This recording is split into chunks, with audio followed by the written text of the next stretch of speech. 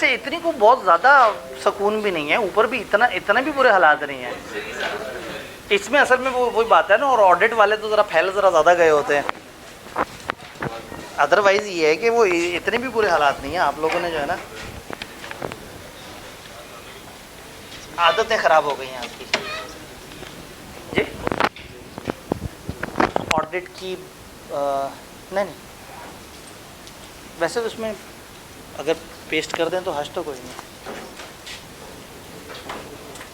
230 भी नहीं है, पूरा फोल्डर पेस्ट कर दें, मैं देख लूँगा उसमें सर। ये कौन सा है, माइक का है?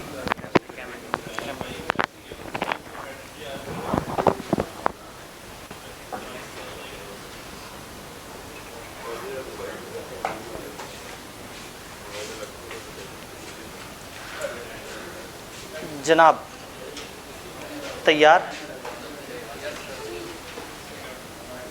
आवाज़ क्लियर है? आवाज़ क्लियर है,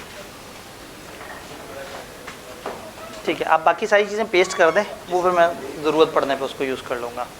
आज का हमारा टारगेट बहुत ही खूबसूरत। हमने आज के टारगेट में से एक चैप्टर उठा के पीछे फड़का फड़कू दिया, तो आज हमारे पास सिर्फ चैप्टर 4 है। चैप्टर 4 बोले तो 3 स्टैंडर्ड, ISA 500 यानी कि ऑडिट एविडेंस, ISA 230 यानी कि ऑडिट की डॉक्यूमेंटेशन, ISA 530 यानी कि सैम्पलिंग। सैम्पलिंग एक ऐसा स्टैंडर्ड है जो थोड़ा लॉजिकल सा भी है, और उसमें पेपर में लॉजिक और थ्योरी मिक्स टाइप के सवाल भी आते हैं। तो हम सैम्पलिंग पे थोड़ा ज़्यादा फोकस करेंगे। तो हम क्या करेंगे, हम ब्रेक से पहले ये 2 छोटे वाले स्टैंडर्ड देख लेंगे, और फिर ब्रेक के बाद जो है उसके ऊपर बात करेंगे। तो शायद आज ब्रेक अच्छे टाइम पे हो जाए, मतलब ताकि हम अगले ब्रेक के बाद हम ज़रा ज़्यादा टाइम निकाल सकें। और अगर हम इस वाले ब्रेक से पहले वाले सेशन में 5:30 कर लें तो फिर आप शायद अगले सेशन के काबिल ना रहें। शायद आप कहें सर बस बहुत ज़्यादा पढ़ लिया सर, पता नहीं आपने क्या पढ़ा दिया। तो खैर शुरू करते हैं बगैर बाकी डिले किए। ISA 500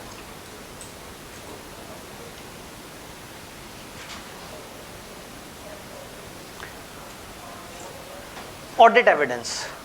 एक बात बचपन से हम पढ़ते आ रहे हैं कि ऑडिट एविडेंस होना चाहिए सफिशिएंट और एप्रोप्रिएट। सफिशिएंट किसे कहते हैं, क्वांटिटी को, और एप्रोप्रिएट किसे कहते हैं, क्वालिटी को। तो थोड़ा सा मैं बोर्ड का इस्तेमाल ज़रा ज़्यादा कर लूँगा। सफिशिएंट और एप्रोप्रिएट। तो ऑडिट एविडेंस तादाद में भी सफिशिएंट होना चाहिए और क्वालिटी में भी, यानी कि सफिशिएंट का ताल्लुक है क्वांटिटी से और इसका ताल्लुक है क्वालिटी से। मैं फर्ज करें ये एविडेंस लेना चाह रहा हूँ, वही एग्जांपल लेके चलते हैं कि ऊपर के कमरे में रखे हुए बेंच कंफर्टेबल हैं या नहीं, या ऊपर के कमरे में रखे हुए जो बेंच हैं क्या वो पढ़ने के लिए मौजू हैं या नहीं। अब अगर मैं मतलब कल परसों ऊपर रूम में 90 के करीब बच्चे थे, मैं उन 90 बच्चों में से 2 बच्चों से पूछूं कि हाँ भाई ये बेंच पढ़ने के लिए अच्छे हैं, और खुदा ना खास्ता वो बहुत ही अच्छे लायक बच्चे हुए और वो पढ़ने का बहुत शौक़ रखते हुए, तो हो सकता है वो कह देंगे सर ये तो बड़े मौजू हैं। तो मैं आपसे कहूँगा जी मैंने सैंपल पे कुछ बच्चों से पूछा और बच्चे कह रहे थे कि बेंच पढ़ने के लिए बहुत कंफर्टेबल हैं। तो आप पूछेंगे सर कितने बच्चों से पूछा, मैं कहूँगा 2 बच्चों से। तो आप कहेंगे सर आपको थोड़ा सा तो ख्याल करना चाहिए, 90 बच्चे बैठे हुए हैं, आप 2 बच्चों से पूछ के ओपिनियन बिल्ड कर लिया आपने। आपका सैंपल सफिशिएंट नहीं है। इसका मतलब क्या होगा, क्वांटिटी। सैंपल सफिशिएंट होना चाहिए, इन टर्म्स ऑफ क्वांटिटी ज़्यादा होना चाहिए, इतना हो कि उसकी बेस पे अच्छे एविडेंस तक पहुंच सकें, अच्छे नतीजे तक पहुंच सकें। फिर क्वालिटी में भी अच्छा होना चाहिए। मैं पूछ लूँ, वहाँ बेंच रखे हुए हैं, मैं पूछूँ 50 बच्चों से कि ये बेंच पढ़ने के लिए मौजू हैं या नहीं, और वो बच्चे कहें मौजू नहीं है, तो क्वांटिटी तो ज़्यादा हो गई, लेकिन जिन बच्चों से पूछा वो ऑडिट के बच्चे हैं। ये ऑडिट के बच्चे इतने फूल गए होते हैं, इतने ज़्यादा तगड़े हो चुके होते हैं, इतने हट्टे कट्टे हो गए होते हैं कि ये जो है ना, ये फिर सादा कुर्सियों पे पूरे नहीं आते। सादा बेंच जो है ना वो इनको परेशान करते हैं। और वो जो FSC की बात के नन्हे मुन्ने से मासूम से बच्चे होते हैं, शायद उनसे पूछता तो जवाब थोड़ा डिफरेंट होता, और जब ये इन जिनों से पूछा तो जो है ये सारे के सारे जो है वो इतने ज़्यादा तगड़े थे कि इनको लगा कि नहीं वो बेंच जो है ना वो हमारे लिए गैर मौजू हैं। इसका मतलब है कि मेरा सैंपल सफिशेंट था लेकिन एप्रोप्रिएट नहीं था। शायद मैंने रेलेवेंट लोगों से नहीं पूछा या शायद मैंने रिलायबल लोगों से नहीं पूछा। एक बच्चा लाइब्रेरी में बैठ के पढ़ रहा और मैं उससे जाके पूछूं कि रूम 5 में जो बेंच है वो पढ़ने के लिए मौजू है, वो उसने कहा नहीं सर वो मौजू नहीं है, वो रेलेवेंट नहीं है। वो जब उस कमरे में जा ही नहीं रहा, उसे यूज़ ही नहीं कर रहा, तो उसने तो नहीं बताना। या मैं किसी ऑफिस बॉय से पूछूं ये बेंच कैसे लग रहे हैं, उसने कहा सर बहुत मौजू लग रहे हैं, इसको तो देखते ही पढ़ने का दिल कर रहा है, तो वो रेलेवेंट नहीं है। इसका मतलब है कि जो अप्रोप्रिएट है ना, इसमें एक चीज़ इंपॉर्टेंट है रेलेवेंट, और दूसरी चीज़ है reliability. We are talking about audit evidence ISA 500। हम थोड़ी सी डायग्राम पे बात करेंगे, छोटा सा स्टैंडर्ड है लेकिन उसको लॉजिकली समझने की कोशिश करेंगे। तो जब आपने ऑडिट एविडेंस लेना है तो आपके पास वो ऑडिट एविडेंस सफिशिएंट भी होना चाहिए, अप्रोप्रिएट भी होना चाहिए, क्वांटिटी में भी अच्छा हो, क्वालिटी में भी अच्छा हो। क्वालिटी कब अच्छी होती है, जब रेलेवेंट हो और रिलायबल हो। कम बच्चों से पूछा गलत था, लाइब्रेरी में बैठे बच्चों से पूछा गलत था, ऑडिट के बच्चों से पूछा रिलायबल नहीं है ना ये। अब ये कब रिलायबल होता है, देखिए इन्हीं बच्चों से 2 साल पहले पूछा जाता तो शायद ये कहते हैं कि हाँ सही है, कंफर्टेबल है। इन्हीं बच्चों से आज पूछा जा रहा है। इसका मतलब है कि अगर आप एक कंपनी में जाएं और आप एक एविडेंस ले उस बंदे से जो मासूम है, जो भोला भाला है, जिसने भी फ्रॉड नहीं किया, वो जो एविडेंस देगा वो उस वक्त रिलायबल है। लेकिन 2 साल बाद उसी बंदे से एविडेंस लेगा, वो भोला भाला नहीं है, अब वो चालाक है, अब वो फ्रॉडी है, अब वो बेईमान है, अब उससे पूछेंगे तो जो एविडेंस देगा वो आपको अच्छा एविडेंस। इसका मतलब रिलायबिलिटी बड़ी जजमेंटल सी चीज़ है। एक ही शख्स एक वक्त में रिलायबल एविडेंस दे सकता और एक शख्स एक वक्त में रिलायबल एविडेंस नहीं दे सकता। मैं ये भाई से पूछूं कि हाँ भाई ऑडिट कैसा चल रहा है, अब ये भाई को ऑडिट से शदीद नफरत हो, उलझन होती हो, ऑडिट को देखते दिल करता हो किताब उठा के दीवार पे फेंक दें। ये भाई को ऑडिट से शदीद मोहब्बत हो, ठीक है। अब मैं ये भाई से पूछूं हाँ भाई ऑडिट कैसा लगता है, ये कहें सर फूलों जैसा है, ऐसा लगता है एक बाग में फिर रहे हैं, ऐसा लग रहा है जैसे एक जो है ना बादे सबा है और जो है वो ठंडी हवाएं हर तरफ हैं और जो है वो सुबह फजर का वक्त है और रूहानी सी फील होती है, तो ये भी रिलायबल नहीं है। बच्चा बाइस्ड ज़्यादा है, उसको सब्जेक्ट बहुत पसंद है, और वो बच्चा जिसको सब्जेक्ट बिल्कुल नहीं पसंद वो भी बाइस्ड है। तो यहाँ ऑडिटर की जजमेंट बहुत ज़्यादा आ जाती है इस पॉइंट पे। क्यों? क्वांटिटी बढ़ाना कम करना ऑडिटर के इख्तियार में है, सही एविडेंस तक पहुँचना, सही बंदे से सही मालूमात पूछना भी ऑडिटर के इख्तियार में है। लेकिन सामने वाला बंदा इन्फॉर्मेशन रिलायबल दे रहा है, ये इख्तियार में नहीं है। तो स्टैंडर्ड ने कहा है कि आप अपनी प्रोफेशनल जजमेंट यूज़ करें और ध्यान करें what are the circumstances and surrounding things जिसके अंदर आपने एविडेंस लिया। तो अगर एक बंदा नाराज़ बैठा है तो वो एविडेंस और तरह का देगा, खुश बैठा है एविडेंस और तरह का देगा, फ्रॉड में इन्वॉल्व है एविडेंस और तरह का देगा, फ्रॉड में इन्वॉल्व नहीं है एविडेंस और तरह का देगा। ये बात समझ आई? अब रिलायबिलिटी जब हमने कह दिया कि जजमेंट है, तो फिर आप कहेंगे कि सर फिर ये स्टैंडर्ड हमारे साथ कर क्या रहा है, हमें तो कुछ भी नहीं बता रहा, कह रहा है तुम्हारी जजमेंट है। स्टैंडर्ड ने काम करता हूँ मैं आपको थोड़ी सी निशानियाँ दे देता हूँ। स्टैंडर्ड ने हमें दे दी 5 जनरलाइजेशंस, 5 जनरलाइजेशंस। यानी वैसे तो उन्होंने कहा रिलायबिलिटी आपने सिचुएशन की हसासियत को देख के अंदाज़ा लगाना है, लेकिन 5 जनरलाइजेशन बता दी उन्होंने। कहा 5 जगह हम आपको मोटा मोटा आइडिया दे देते हैं कि कौन सा एविडेंस से ज़्यादा मजबूत है। उन्होंने कहा अगर एक एविडेंस रिटन हो और एक ओरल हो तो रिटन वाला ज़्यादा मजबूत है। अगर एक सेल्फ ऑब्टेन्ड एविडेंस हो और एक प्रोवाइडेड बाय मैनेजमेंट हो तो सेल्फ ऑब्टेन्ड ज़्यादा रिलायबल है।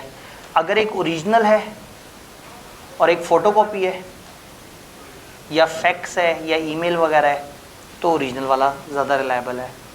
एक स्ट्रॉन्ग कंट्रोल्स में आपने लिया एविडेंस और एक वीक कंट्रोल में एविडेंस लिया आपने तो स्ट्रॉन्ग कंट्रोल वाला ज़्यादा रिलायबल है। जो एक्सटर्नल सोर्स से लिया है और जो इंटरनल सोर्स से लिया है, जो एक्सटर्नल सोर्स से लिया है वो ज़्यादा रिलायबल है। इसे कहते हैं ऑडिट की जनरलाइजेशन, ऑडिट के कुछ टोटके। स्टैंडर्ड ने कहा कि देखो रिलायबिलिटी तो तुमने मैयर करनी है, लेकिन हम तुम्हें थोड़ा सा हेल्प कर देते हैं कि अगर तुम्हारे सामने मुख्तलिफ तरह के एविडेंस हो तो कौन सा एविडेंस कौन से एविडेंस पे सबकत ले जाएगा। उन्होंने कहा रिटन और ओरल में जब मुकाबला हो रिटन को ज़्यादा रिलायबल मानना, ओरिजिनल फोटोकॉपी में जब मुकाबला हो ओरिजिनल को ज़्यादा रिलायबल मानना। जो तुमने खुद से मेहनत करके एविडेंस हासिल किया और एक वर्किंग इन्होंने तुम्हें प्रोवाइड की, जो तुमने खुद से वर्किंग की है उसको ज़्यादा रिलायबल मानना। एक डाटा इनसे मिला और एक डाटा बाहर के इंडिपेंडेंट बंदे से मिला, तो जो इंडिपेंडेंट बंदे से मिला उसको ज़्यादा रिलायबल मानना, और स्ट्रॉन्ग कंट्रोल में एविडेंस मिले तो उसको ज़्यादा रिलायबल मानना, यानी कि वीक कंट्रोल्स में अगर मिले तो उसको बहुत ज़्यादा रिलायबल नहीं मानना।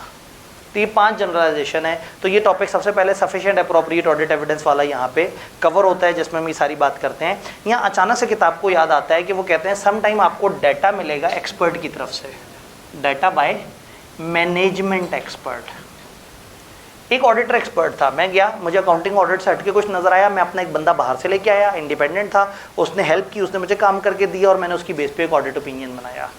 एक इनका भी एक्सपर्ट होता है, मैंने उनसे पूछा ये लीगल केस में ये चीज़ ऐसे कैसे, उन्होंने कहा हमारे लीगल एडवाइजर ने हमें बताया था।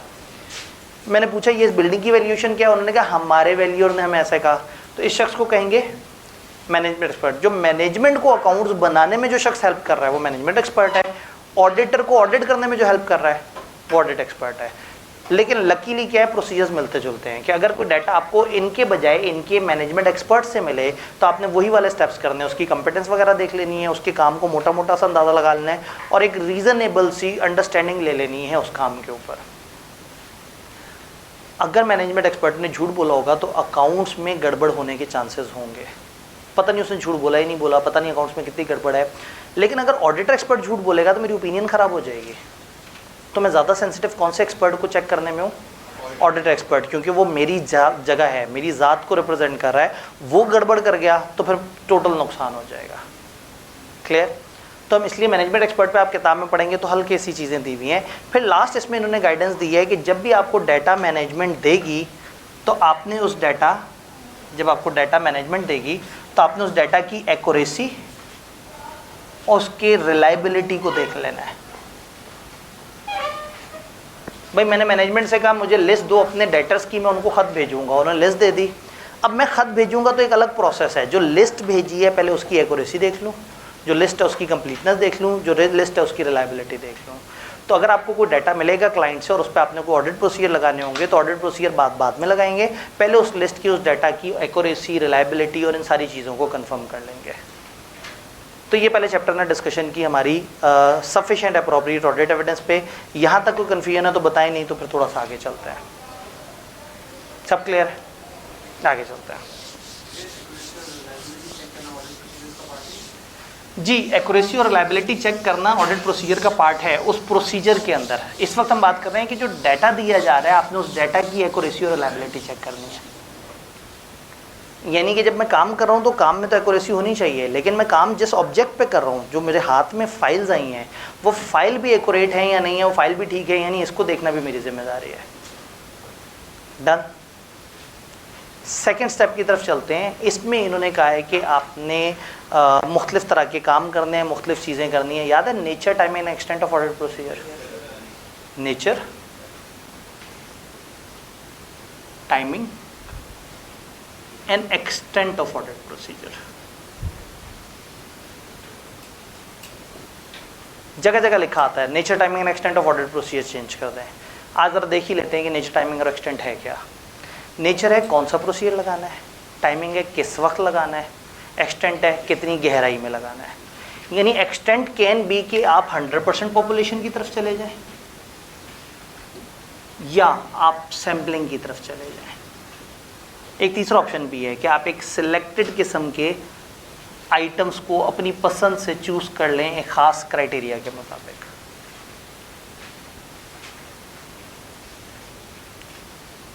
चैप्टर 4 के अंदर ऑडिट एविडेंस की डिस्कशन करते करते मैं फ़ायदा उठा रहा हूँ कि मैं सारी चीज़ों को क्रॉस लिंक करूँ। जब हम सैम्पलिंग में जाएँ तो ये हमारी बेस बनी हुई हो।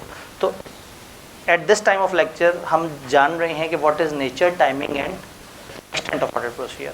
कितनी गहराई में लगाना है, किस वक्त लगाना है, कौन सा प्रोसीजर लगाना है।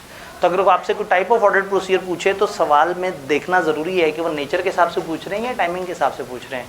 अगर वो खामोश हैं तो आपने नेचर वाले बता देने हैं। अगर वो कहें type of audit procedure as per timing of auditor तो फिर आपने ये वाले बताने ही, अभी मैं आपको लिख के बताऊंगा, लेकिन मैं भी तीसरे स्टेप पे हूँ। एक्सटेंड, आप एक काम कर सकते हैं कि आप 100% पॉपुलेशन को वेरीफाई कर लें।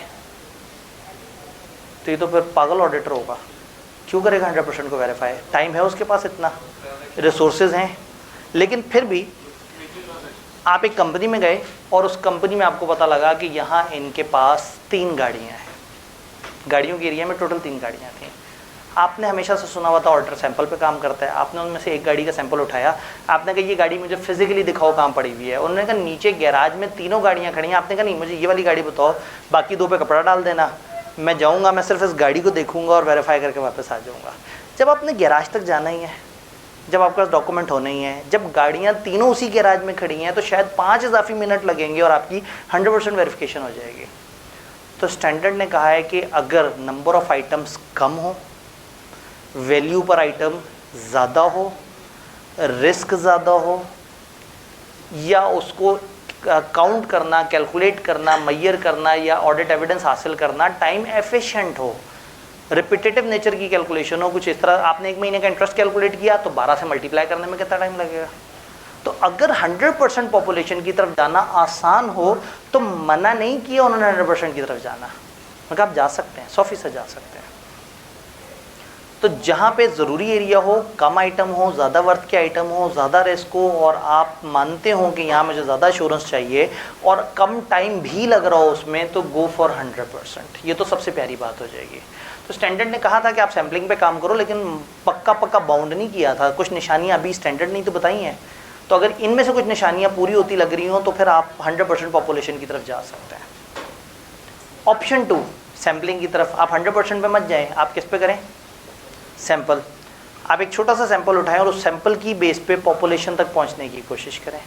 सैंपल की बेस पे पॉपुलेशन 100% में से आपने उठाया 15% से जो नतीजा आया उसको पॉपुलेशन पे प्रोजेक्ट करके देखा कि हाँ इसकी बेस पे मेरे पॉपुलेशन पे क्या राय कायम होगी। ये प्रोजेक्शन और ये वाली सारी चीज़ें अभी मैं कैरी फॉरवर्ड कर रहा हूँ, ये हम इंशाल्लाह ब्रेक के बाद इसके ऊपर डिस्कशन कर रहे होंगे कि सैम्पलिंग के अंदर की मजीद गहराई क्या है। एक तीसरा तरीका भी है कि ना आप सैम्पलिंग कर रहे हैं ना आप 100% पॉपुलेशन की तरफ जा रहे हैं, आप अपनी पसंद से 2-3 आइटम चूज़ कर रहे हैं। कह रहे हैं अच्छा यार एक काम करो, बस महीने की पहली रसीद दिखा दो, बस मैंने देखना रसीद कैसी होती है, रसीद क्या है, उस पर टाइटल कितना आ रहा है, किस तरह से है, कितने खाने बने हुए हैं। अब ये बेसिकली ये सैंपल नहीं है जिस पे आप पॉपुलेशन पर राय कायम कर रहे हो, ना ही 100% पॉपुलेशन है, ये सिलेक्टेड आइटम है टू गेट सम इन्फॉर्मेशन। आप देखना चाहते थे कि इनकी रसीद दिखती कैसी है, आप देखना चाह रहे थे कि चीज़ें किस तरह से हैं, तो आप 100% की तरफ भी जा सकते हैं, सैम्पलिंग की तरफ भी जा सकते हैं, और सम टाइम आप सिलेक्टेड आइटम को किसी सिलेक्टेड वजह से चूज़ करते हैं, but that is not sampling, और उसके रिजल्ट को आप पॉपुलेशन के ऊपर प्रोजेक्ट नहीं कर सकते। तो ये डेप्थ वाली बात समझ आई, किस एक्सटेंट तक जाना है। अब बात करते हैं कौन सी नेचर और किस टाइम पे। नेचर के हिसाब से ऑडिट प्रोसीजर 7 होते हैं: inquiry, observation, inspection, recalculation, reperformance, external confirmation और एनालिटिकल प्रोसीजर्स।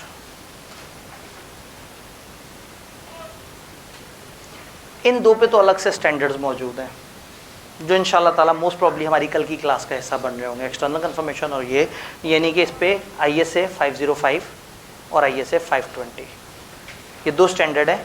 ये इन 2 को डील कर रहे हैं, तो इन 2 के ऊपर अभी मैं ज़्यादा बात नहीं करने लगा, हम इन 5 के बात करते हैं। जब भी कोई पूछे ऑडिट एविडेंस कैसे हासिल होता है, तो आप कहेंगे इन 7 में से किसी एक तरीके से हासिल होता है। ये 7 याद रखने हैं, ये कल के लेक्चर के साथ भी कनेक्ट हो रहे होंगे इंशाल्लाह। Inquiry, observation, inspection. Inquiry auditor का सबसे फेवरेट मशगला। क्लाइंट के पास गया, सवाल पूछा, दूसरे बंदे के पास गया, सवाल पूछा, तीसरे के पास गया, सवाल पूछा, 4 बंदों से सवाल पूछे, उनको आपस में मैच किया और अंदाज़ा लगाया कि उसको क्या एविडेंस मिल रहा है। तो ऑडिटर का फेवरेट मशगला ये है कि क्लाइंट के पास जाके बगैर क्लाइंट को हाथ लगाए, बगैर क्लाइंट को टटोले, क्लाइंट से अल्फाज के थ्रू इंफॉर्मेशन एक्सट्रैक्ट करना। इसके जवाब में कोई कागज़ नहीं है, इसके जवाब में कोई टेंजेबल एविडेंस नहीं। आपने मुंह से बोला, उन्होंने मुंह से जवाब दे दिया। आप इसको टेंजेबल करना चाहते हैं तो आप एक कागज़ पे उनका जवाब लिख के उनसे साइन करवा लें कि आपने यही जवाब दिया मेरे सवाल का। तो ऑडिटर का फेवरेट मशगला इंक्वायरी, ज़्यादा से ज़्यादा सवाल पूछता है और सवाल पूछ के इन्फॉर्मेशन हासिल कर रहा होता है। देन आप इंस्पेक्ट करें। जानदार इंसान से तो आपने आके सवाल पूछ लिया, बेजान का क्या करेंगे, उससे तो जो मर्जी पूछो जवाब ही नहीं देगा, उसको टटोलना पड़ेगा। एक रसीद है, रसीद को पकड़ के देखा कि यहाँ क्या लिखा है, यहाँ क्या लिखा है, ये किस तरह से। एक AC है, AC को आके देखा क्या है, इसका मॉडल नंबर क्या है, किस तरह से। इस चीज़ को कहते हैं इंस्पेक्शन। ये ऑब्जेक्ट्स की जाती है। इंक्वायरी इंसानों की जाती है। तो इंसान से सवाल पूछ के एविडेंस हासिल करना इंक्वायरी है।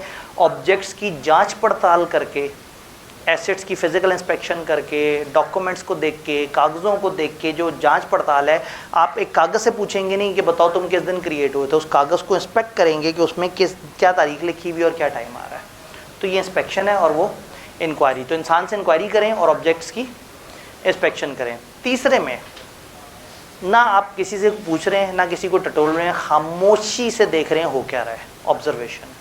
ऑब्जर्वेशन इस क्लाइंट के किसी प्रोसेस को अपनी आंखों से होता हुआ देखें, क्लाइंट की किसी एक्टिविटी को अपनी आंखों से होता हुआ देखें। वो कहते हैं ये काम ऐसे होता है, ये काम ऐसे होता है, आप उस काम में उस जगह पे बस ऑब्जर्व करें कि क्या वो काम वैसे ही हो रहा है जैसे उन्होंने बताया है। तो ऑब्जर्वेशन में आपने क्लाइंट को तंग नहीं करना, सिर्फ उनको काम करते हुए देखना है। किताब यहाँ पे कहती है कि ऑब्जर्वेशन के कुछ मसले हैं। एक मसला ये है कि ऑब्जर्वेशन जो है उससे लोग आर्टिफिशियली बिहेव करते हैं। जब उन्हें पता होता है कि दे आर बीइंग ऑब्जर्व, तो उस दिन वो सारे रूल्स भी फॉलो करेंगे, उस दिन उनके यूनिफॉर्म भी पूरे होंगे, उस दिन उनके चेक्स भी पूरे होंगे, उनके साइन भी पूरे होंगे, सारी चीज़ें। एक प्रॉब्लम ऑब्जर्वेशन का ये है। दूसरा प्रॉब्लम ये है कि ऑब्जर्वेशन सिर्फ उस टाइम पे एविडेंस देता है, ना उससे पीछे ना उससे आगे। उस दिन क्या एविडेंस मिलेगा, उससे आगे पीछे का एविडेंस नहीं मिलेगा। इन्वेंट्री काउंट में ये दोनों चीज़ें हमारी फेवर में जाती हैं कि आप इन्वेंट्री काउंट वाले दिन जब वहाँ बोर्ड मौजूद होते हैं 30 जून पे, और उस दिन जब आपकी मौजूदगी की वजह से आर्टिफिशियली ज़्यादा एहतियात से काम करते हैं तो बहुत अच्छी बात है। अगर ईयर एंड वाले दिन उन्होंने एहतियात से काम कर लिया तो उससे और अच्छा क्या चाहिए।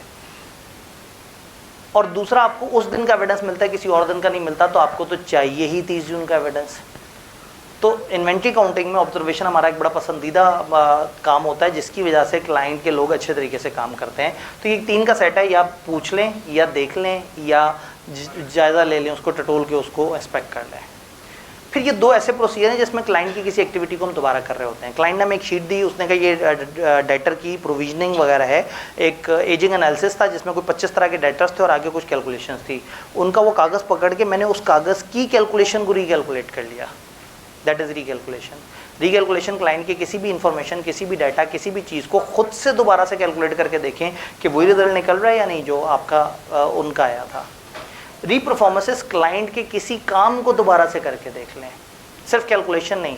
क्लाइंट आपसे कहता है कि इस मशीन के प्रोसेस में ये 10% लॉस हुआ करता है, हम इस मशीन में जितना भी इनपुट करते हैं दूसरी तरफ से उसका आउटपुट इतने % लॉस के साथ आता है। आप एक दफ़ा उनके साथ खड़े होकर उस प्रोसेस को अपने हाथों से करके देखा कि क्या उसका वही नतीजा निकलता है।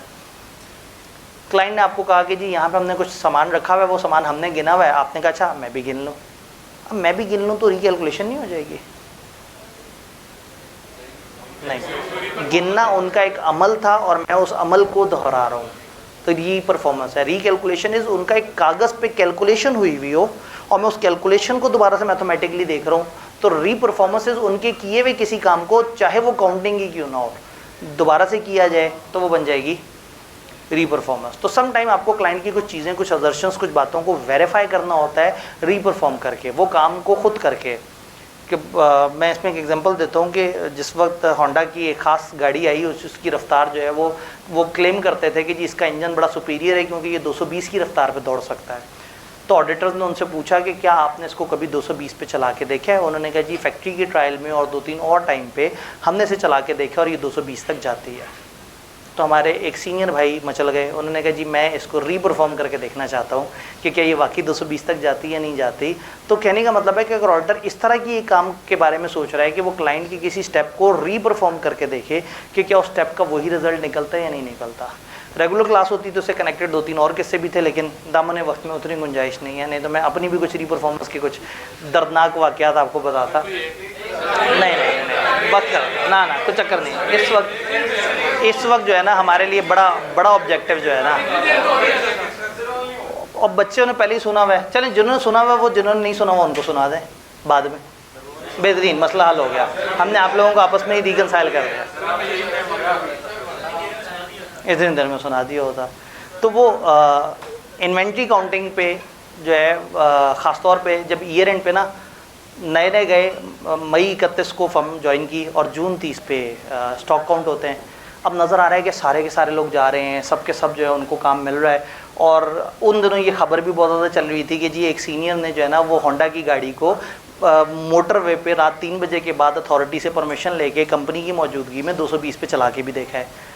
तो हमारे ध्यान में था री परफॉर्मेंस ना एक बड़ा कोई कमाल चीज़ है कि री परफॉर्मेंस मतलब ऑडिटर कुछ भी कर सकता है दोबारा से। अब मैं बड़ी दुआ की, मैंने कहा अल्लाह करे मुझे भी कोई परफॉर्मेंस का मौका मिले। मिल गया। 30 जून बिल्कुल सर पे ही था। 30 जून पे जो है वो एक जगह पे हमारे पहुंचने से पहले क्लाइंट ने इन्वेंट्री काउंट करके रखी थी। नॉर्मली क्या होता है, हम पहुंचते हैं, हमारी मौजूदगी में हम ऑब्जर्व करते हैं और वो हमारे सामने इन्वेंट्री को काउंट कर रहे होते हैं तो हम देखते हैं। लेकिन उधर ये था कि उन्होंने इन्वेंट्री काउंट की हुई थी और हमने वहाँ जाके रीपरफॉर्म करना था, उनकी इन्वेंट्री काउंटिंग के अमल को हमने दोहराना था। 30 जून था। मैनेजर साहब से पूछा जी जाना कहाँ है, उन्होंने कहा चन्नी गोट। रहीम यार खान से थोड़ा सा आगे, दोजख से थोड़ा सा पहले एक जगह है चन्नी गोट। मतलब मेरे ख्याल में शायद पूरे पंजाब में सबसे ज़्यादा गर्मी शायद वहीं पर पड़ती है, या मेरे साथ उस दिन बहुत बुरी हुई तो वो जो है ना। अब 30 जून का दिन हो और जनूबी पंजाब का एक गर्म, शदीद गर्म इलाका हो, सहरा के साथ बिल्कुल कनेक्टेड। चन्नी गोट ही मेरे ख्याल में मुझे जो याद पड़ा है वो चन्नी गोट था। अगर कोई आप में से जनूबी पंजाब से हो तो शायद मतलब रहीम यार खान से थोड़ा सा आगे करके एक जो है ना वो चन्नी गोटे के इलाका। तो वो कहा जी यहाँ पे हमने रीपरफॉर्मेंस करनी है। अच्छा रीपरफॉर्मेंस क्या थी? रीपरफॉर्मेंस ये थी कि वो एक एग्रीकल्चर टाइप की कंपनी थी और उनके कुछ सीड्स थे और वो सीड्स रखे हुए थे कुछ बोरियों में, और उनके पास चूँकि जगह कम थी और वो उसको खुश्क रखना भी ज़रूरी होता है, तो उन्होंने उस दिन वो ओपन एयर में फैलाए हुए थे। 19,600 के करीब बोरियाँ थी जो वहाँ पे मौजूद थी, और उन्होंने उसकी काउंटिंग की हुई थी और हमने एक दफ़ा कंफर्म करना था कि ये वाकई 19,600 बोरियाँ हैं या नहीं। तो सम टाइम इस तरह की रीपरफॉर्मेंस भी मिल जाती है आपको कि आप जो है ना, तो वो दुआ करने से पहले ये दुआ करनी चाहिए अल्लाह जो मेरे हक़ में बेहतर हो वो मेरे लिए हो। तो मतलब जो है ना, तो दैट वाज अ रीपरफॉर्मेंस के जिसमें आपने जो है वो एक 30 जून का, अच्छा और काउंटिंग होनी भी शायद दोपहर 2 बजे थी या 1 बजे थी शायद। सारे फैक्टर जो मैक्सिमम एक्सट्रीम हो सकते हैं ना वो सारे थे उस वक्त। फिर मेरे से नज़रियाती गलती फिर वही बात है ना, दुआ करते हुए दुआ करनी चाहिए कि जो मेरे हक़ में बेहतर हो। उस दिन मैंने बड़ा ना, जब पसीने बह रहे और जब वो बोरियां गिन रहे और समझ आ रहा कि बस अब कभी भी हम गिर जाएंगे और शायद ये एक आखिरी सांस होगी, मतलब जो है ना इतना, तो उस वक्त दुआ किया अल्लाह करे आइंदा रीपरफॉर्मेंस सर्दियों में मिले। ठीक 6 महीने बाद सर्दियों में रीपरफॉर्मेंस मिली। शेल माची की इंस्टॉलेशन शेखुपुरा के पास। शेल का पाकिस्तान का सबसे बड़ा डिपो यहाँ पे है, मुझे पहले कभी भी नहीं पता था, और हमेशा बहुत दूर से गुजर के देख रहे हो तो डिपो को देख के कभी भी नहीं लगता कि उसकी क्या कैपेसिटी होगी। तो वहाँ पे उन्होंने एक प्रोसेस करना होता है कि वो जिस वक्त अपना डे एंड करते हैं तो डे एंड पे एक रेडार की रीडिंग आ रही होती है और एक बंदा वहाँ ड्रम पे ऊपर चलता है और ऊपर से एक डिप डालता है, जैसे मोबाइल नहीं चेक करते बाइक्स में गाड़ियों में, उस तरह से एक डिप डाली जाती है, उसको फुल नीचे उसने टच होना होता है। जब बाहर निकलते हैं तो देखते हैं वो किधर तक वो गीला है, और उसको सरकमफ्रेंस और वो सारे फार्मूले लगा के अंदाज़ा लगाते हैं कि रेडार जो है वो कहीं बहुत गलत कैलकुलेशंस तो नहीं दे रहा। तो उन्होंने वो एक्टिविटी क्लाइंट वाले करते हैं और हमारे ज़िम्मे ये था कि आपने ईयर एंड वाले टाइम पे वहाँ पहुँचना, वो एक्टिविटी एक तो अपने आंखों के सामने होते हुए देखनी है और अगर खुद करें तो क्या ही कमाल बात है। तो क्लाइंट से रब्ता हुआ, उन्होंने कहा जी असल में जो हमारा डे एंड है वो उसके आसपास हमारी बहुत ज़्यादा ट्रांजैक्शन हो रही हैं, बहुत ज़्यादा ट्रकों में हम वो फिल कर रहे होंगे, तो आपके साथ आप उस टाइम पे आएँ जब हमारा वर्क इन प्रोसेस ज़ीरो। ये ऑडिटर के लिए फेवरेट बात होती है कि वर्क इन प्रोसेस ज़ीरो, दरमियान में होना तो बहुत ही मुश्किल में आ जाता है, फिर कॉस्ट अकाउंटिंग के बड़े सारे मसले खुल जाते हैं। तो ये सबको पसंद होता है कि वर्क इन प्रोसेस ज़ीरो हुआ। तो उन्होंने कहा वर्क इन प्रोसेस ज़ीरो होगा, आप आ जाइएगा रात के वक्त। हमने कहा किस वक्त? उन्होंने कहा रात 2 बजे। 31 दिसंबर ईयर एंड, रात 2 बजे वहाँ जाना था और ड्रम के ऊपर चढ़ के और ऊपर से एक डिप डालनी है। अच्छा वो ड्रम पाकिस्तान का सबसे बड़ा उनका स्टोरेज, 2 करोड़ लीटर की कैपेसिटी एक ड्रम की। अब सोचें उस ड्रम का साइज, सोचें वो ड्रम हाइट पे क्या होगी। अच्छा उस ड्रम तक ऊपर पहुंचने के लिए आपको लगता है कि लिफ्ट होगी, को बाकायदा बड़ी मज़े की सीढ़ियाँ बनी हुई होंगी, लोहे के रॉड वाली सीढ़ियाँ जिनको आपने ऐसे पकड़ के ऊपर जाना होता है। 31 दिसंबर की रात, 2 बजे का टाइम, 7 मंजिला इमारत के आसपास हाइट का एक ड्रम जिसकी लोहे की सीढ़ियाँ हैं और उसमें आपने ऊपर तक जाना है। ऊपर जाने के बाद हाथ भी सुन, आंखें भी सुन, दिमाग भी सुन। क्लाइंट ने कहा हाँ भाई ये फिर ये देखें, ये वो जगह है जहाँ से आप डिप डालेंगे। हाँ डालो डिप डाली जी, ये देखें नीचे टकरा गया। मैंने हाँ टकरा गया, निकालो। उसे निकाल के दिखाया, सर ये देखिए यहाँ तक आ रहा है। मैंने कहा शाबाश, बड़ा अच्छा काम किया, निकलने वाली करो। तो री परफॉर्मेंस सर्दियों की हो या गर्मियों की हो, ये इसका ताल्लुक ना किस्मत से है, ठीक है। तो वो मतलब किसी को किस्मत से मिल गई गाड़ी चलाना मोटरवे पे 220 की रफ्तार पे, तो किसी को जो है वो सर्दियों में ड्रम और गर्मियों में जो है ना वो बोरियां मिलती हैं। तो री परफॉर्मेंस समझ आई। क्लाइंट के किसी प्रोसीजर को दोबारा करके देखना है कि क्या वही रिजल्ट निकलता है जो उन्होंने किया है। ये काम हमने पहले चेक किया हुआ है, याद है हमने इंटरनल ऑडिटर के जब काम को चेक किया था, हमने कहा था उसके कुछ काम को री परफॉर्म करके देख लें, यानी उसने जो काम किया है उसको दोबारा करके देखें कि क्या वही रिजल्ट निकलते हैं नहीं। तो ये 7 प्रोसीजर एक्सटर्नल कंफर्मेशन में हम खत भेजते हैं, लेकिन इसके ऊपर हम इंशाल्लाह कल डिटेल से बात कर रहे होंगे। एनालिटिकल प्रोसीजर में हम रेशियो एनालिसिस मैथमेटिकल वर्किंग करते हैं, लेकिन इंशाल्लाह इसके ऊपर भी हम कल बात कर रहे होंगे। ज़्यादा बहुत अच्छी बात नहीं कर सकेंगे, इसका हक है कि इसके ऊपर न्यूमेरिकली बड़ी सारी डिस्कशन हो, मुख्तलिफ सवाल सॉल्व हो। तो मेरी कोशिश ये होगी कि मैं जब ये क्रैश ख़त्म हो जाए तो कुछ क्लासेस में हुए 2-3 सवाल जिस पे काफ़ी कम्प्रीहेंसिव डिबेट हुई हुई है उसको भी वो यूट्यूब पे इस तरह से अपलोड कर दें कि वो उस प्रोसेस का हिस्सा बन जाए। यूट्यूब पे ना भी करें तो हम उसमें डाल दें गूगल के फोल्डर पे, गूगल ड्राइव, वो जो लिंक है जिस पे सारा डाटा पड़ा हुआ है। तो इन 2 के ऊपर को मैं फिलहाल कैरी फॉरवर्ड कर रहा हूँ, ये हमारे कल काम आएंगे। ये है नेचर ऑफ ऑडिट प्रोसीजर। कभी भी आपको पता करना हो कि आपने ऑडिट प्रोसीजर लगाने हैं वो कौन कौन से होंगे, तो ये एग्जैक्टली 7 होते हैं। इन 7 के अलावा कोई 8वां प्रोसीजर नहीं है। ऑडिटर जब प्रोसीजर लगाता है ये 7, जब आप सब्सटैंटिव प्रोसीजर लगाना सीख रहे होंगे तो आपके जहन में होगा कि आप कोई भी प्रोसीजर लगाएं वो इन 7 को सोच के लगा सकते हैं। इन 7 के अलावा 8वां कोई काम ही नहीं ऑडिटर का। अगर कोई काम है भी तो उसको क्लासीफाई कर लेता है इसके अंदर। जैसे इन्वेंट्री की फिजिकल वेरिफिकेशन, वो उसको आंखों से देखने को ऑब्जर्वेशन में काउंट कर देता है और जाके टटोल के उसको चेक करके मैयर करने को इंस्पेक्शन में डाल देता है। तो कहने का मतलब है कि ये 7 काम है। नेचर, टाइमिंग, तो हमने नहीं कहा था कि अगर कोई गड़बड़ हो, कुछ मसला हो तो आपने nature, timing and extent of audit procedure बदल देने हैं। इतना प्यारा जुमला ही आप हर जगह फिट कर सकते हैं। जब जब भी शक हो ना तो आप कहेंगे कि अगर शक आ जाए तो auditor nature, timing and extent of audit procedures revise कर सकता है। नेचर इस पहले आपने इंक्वायरी की हुई थी, अब आप उसी चीज़ पे इंस्पेक्शन करके देख लें। आपने एक चीज़ पे रिकैलकुलेशन की हुई थी, उसी को रिपरफॉर्म करके देख लें या उस पर इंक्वायरी करके देख लें, नेचर बदल लें। एक्सटेंड का मतलब है आपने पहले छोटा सैंपल उठाया था, बड़ा सैंपल उठा लें। सिलेक्टेड आइटम उठाया था, ज़्यादा उठा लें। कम किया था, 100% उठ सकता है, 100% उठा लें। तो what is timing of audit procedure? Audit procedure 2 times पे किए जाते हैं। पहले टाइम को हम कहते हैं रिस्क असेसमेंट और दूसरे को हम कहते हैं further audit procedures. Total auditor 2 time पे प्रोसीजर लगाता है, या रिस्क असेस करता है या रिस्क असेस के बाद उसके रिस्पॉन्सेज देता है। जो रिस्क के बाद के रिस्पॉन्सेज हैं ये 2 तरह के प्रोसीजर होते हैं, टेस्ट ऑफ कंट्रोल्स और सब्सटैंटिव प्रोसीजर्स। सब्सटैंटिव प्रोसीजर्स भी आगे से 2 तरह के होते हैं, या टेस्ट ऑफ डिटेल्स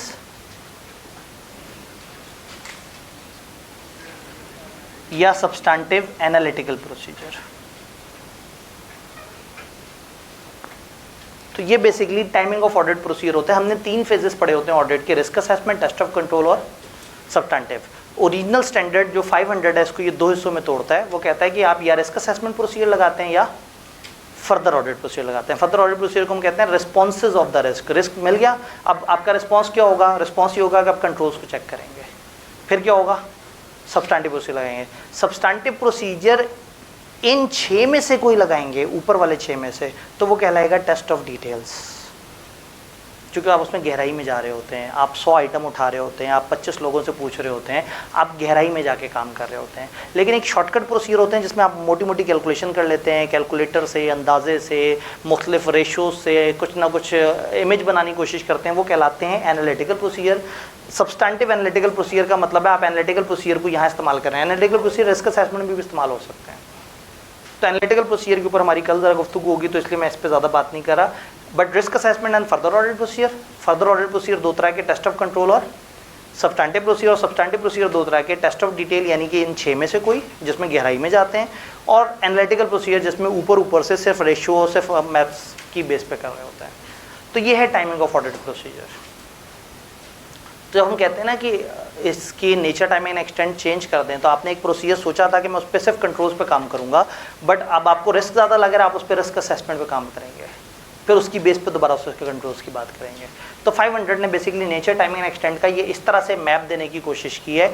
ये वाली चीज़ें जो है वो चैप्टर 4 में एक और स्टैंडर्ड में भी कनेक्ट हो जाती हैं, जो सैम्पलिंग है, जो हमारा इंशाल्लाह ब्रेक के बाद का स्टैंडर्ड है। यहाँ तक सारी बात समझ आ रही है? पक्का? चलें आगे। अगले स्टैंडर्ड की तरफ चलते हैं, अगर मेरे पास उसकी स्लाइड पहुंच गई तो। क्योंकि हमारी कुछ स्लाइड्स में अचानक से मसला हुआ और इस वक्त उस मसले के चक्कर में मैं जो है ना ये नहीं चाह रहा कि हमारी अंडरस्टैंडिंग या लर्निंग रुके।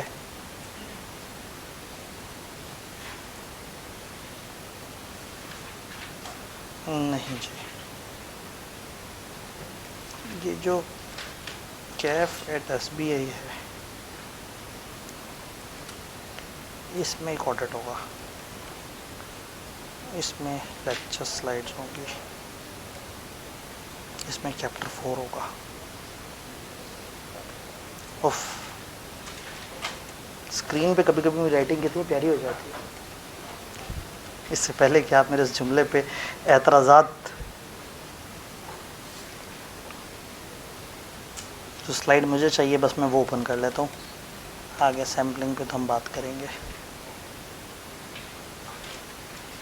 नहीं, इतनी मेहनत करके स्लाइड खोली और मैंने बंद कर दी, खुद से बंद की है। 230 तैयार है ट्रेडिशनल रिवायती तरीके से।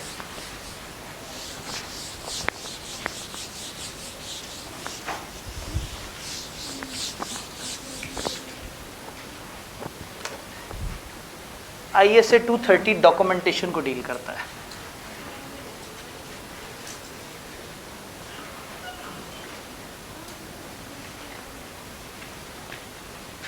डॉक्यूमेंटेशन, अब इसमें कुछ सवाल है कि डॉक्यूमेंटेशन क्या है, इसमें कंटेंट्स क्या होने चाहिए, इसका रीज़न क्या है, इसकी कस्टडी कब तक होनी चाहिए, इसमें बाद में अपडेट करने वगैरह का कोई सिस्टम है या नहीं है, और इसकी अल्टीमेटली क्वालिटी क्या होनी चाहिए। डॉक्यूमेंटेशन अलग अलग स्टैंडर्ड में हम पढ़ते हैं, ये चीज़ इसको डॉक्यूमेंट कर लो, ये वाली चीज़ इसको डॉक्यूमेंट कर लो। डॉक्यूमेंट करने का मतलब है इसको लिख लो, इसको नोट कर लो। ऑडिटर बड़ी सेंसिटिव पोजीशन पे है। ऑडिटर आके 3-4 महीने काम करने के बाद एक ओपिनियन दे रहा है और ये ओपिनियन बहुत सारे लोगों को बहुत सारी तकलीफ दे सकती है। अगर ये ख़राब ओपिनियन है तो कंपनी वाले आपके दुश्मन बन सकते हैं, आपके खिलाफ लीगल केसेस कर सकते हैं। और असल में ऐसे में अगर आप अदालत चले जाएं और आपने साबित करना होगा मैं ओपिनियन तक कैसे पहुंचा हूं, तो फिर आपके पास कोई तरीका नहीं होगा सिवाय इसके कि आपने हर चीज़ लिखी हो।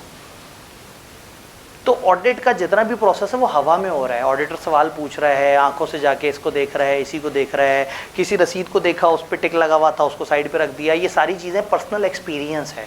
इस पर्सनल एक्सपीरियंस को अगर आप कागज़ पे नहीं लेके आएंगे तो फिर ये एक सबूत नहीं बन सकेगा कि आपने क्या काम किया है। तो ISA 230 ये कहता है कि आपने जितना भी ये सब कुछ है इसको डॉक्यूमेंट कर लेना है। इस स्टैंडर्ड से ज़्यादातर नॉलेज बेस्ड सवाल आता है, 500 से और इससे ज़्यादातर नॉलेज बेस्ड सवाल आता है। और अब ये स्टैंडर्ड की थोड़ी सी वर्थ ज़्यादा बढ़ जाएगी। पहले ये थोड़ा अलग से था, अब ये चैप्टर 3 के साथ हल्का सा क्लासीफाई कर दिया उन्होंने, यानी चैप्टर 3 वाले जोन में एक स्टैंडर्ड ऐड कर दिया विच इज़ 230। तो अब रट्टे वाला सवाल पूछने का मूड उनका हो रहा होगा तो उनके पास 230 होगा। तो 230 को आपने जो है ना थोड़ा सा नॉलेज पॉइंट ऑफ व्यू से जहन में रखना है। मैं लॉजिकली भी समझाऊंगा लेकिन आपने जहन में नॉलेज पॉइंट ऑफ व्यू से रखना है। पॉइंट ये है कि documentation is record keeping of everything. Auditor जो काम कर रहा है उसको रिकॉर्ड करे, जो सोच रहा है उसको रिकॉर्ड करे, जो स्ट्रेटेजी आई रिकॉर्ड कर ली, जो काम किया रिकॉर्ड कर लिया। क्लाइंट से भी मैंने कहा सवाल पूछ रहा है तो जो सवाल पूछ रहा है जवाब दे रहे हैं लिख ले, उनसे साइन करवा ले। ऑडिटर ने फॉर एग्जांपल मैं गया ड्रम के ऊपर तक गया, ऊपर से नीचे डिप डली और मैंने ये समझें कि मैंने अंडरस्टैंडिंग डेवलप की कि सब कुछ सही हुआ है। अब उस दिन का वाक़या मैं क्लास में सुनाऊं तो सुनाऊं, अदरवाइज़ उसका एविडेंस तो नहीं है। लेकिन उसका एविडेंस है मेरी फर्म के डॉक्यूमेंट्स में कि मैं उस दिन जो है वो जब अपना वर्क लोकेशन पे अगले दिन पहुंचा तो मैंने वहाँ पे फिर वो सारी चीज़ को डॉक्यूमेंट किया कि जी रात इस वक्त का टाइम था, नज़र कुछ नहीं आ रहा था, कान बंद थे, ठंड बहुत हो रही थी, लेकिन बहरहाल हम बहादुर सिपाहियों की तरह गए और जो है वो ऊपर चढ़ के जो है हमने वो वेरिफिकेशन की।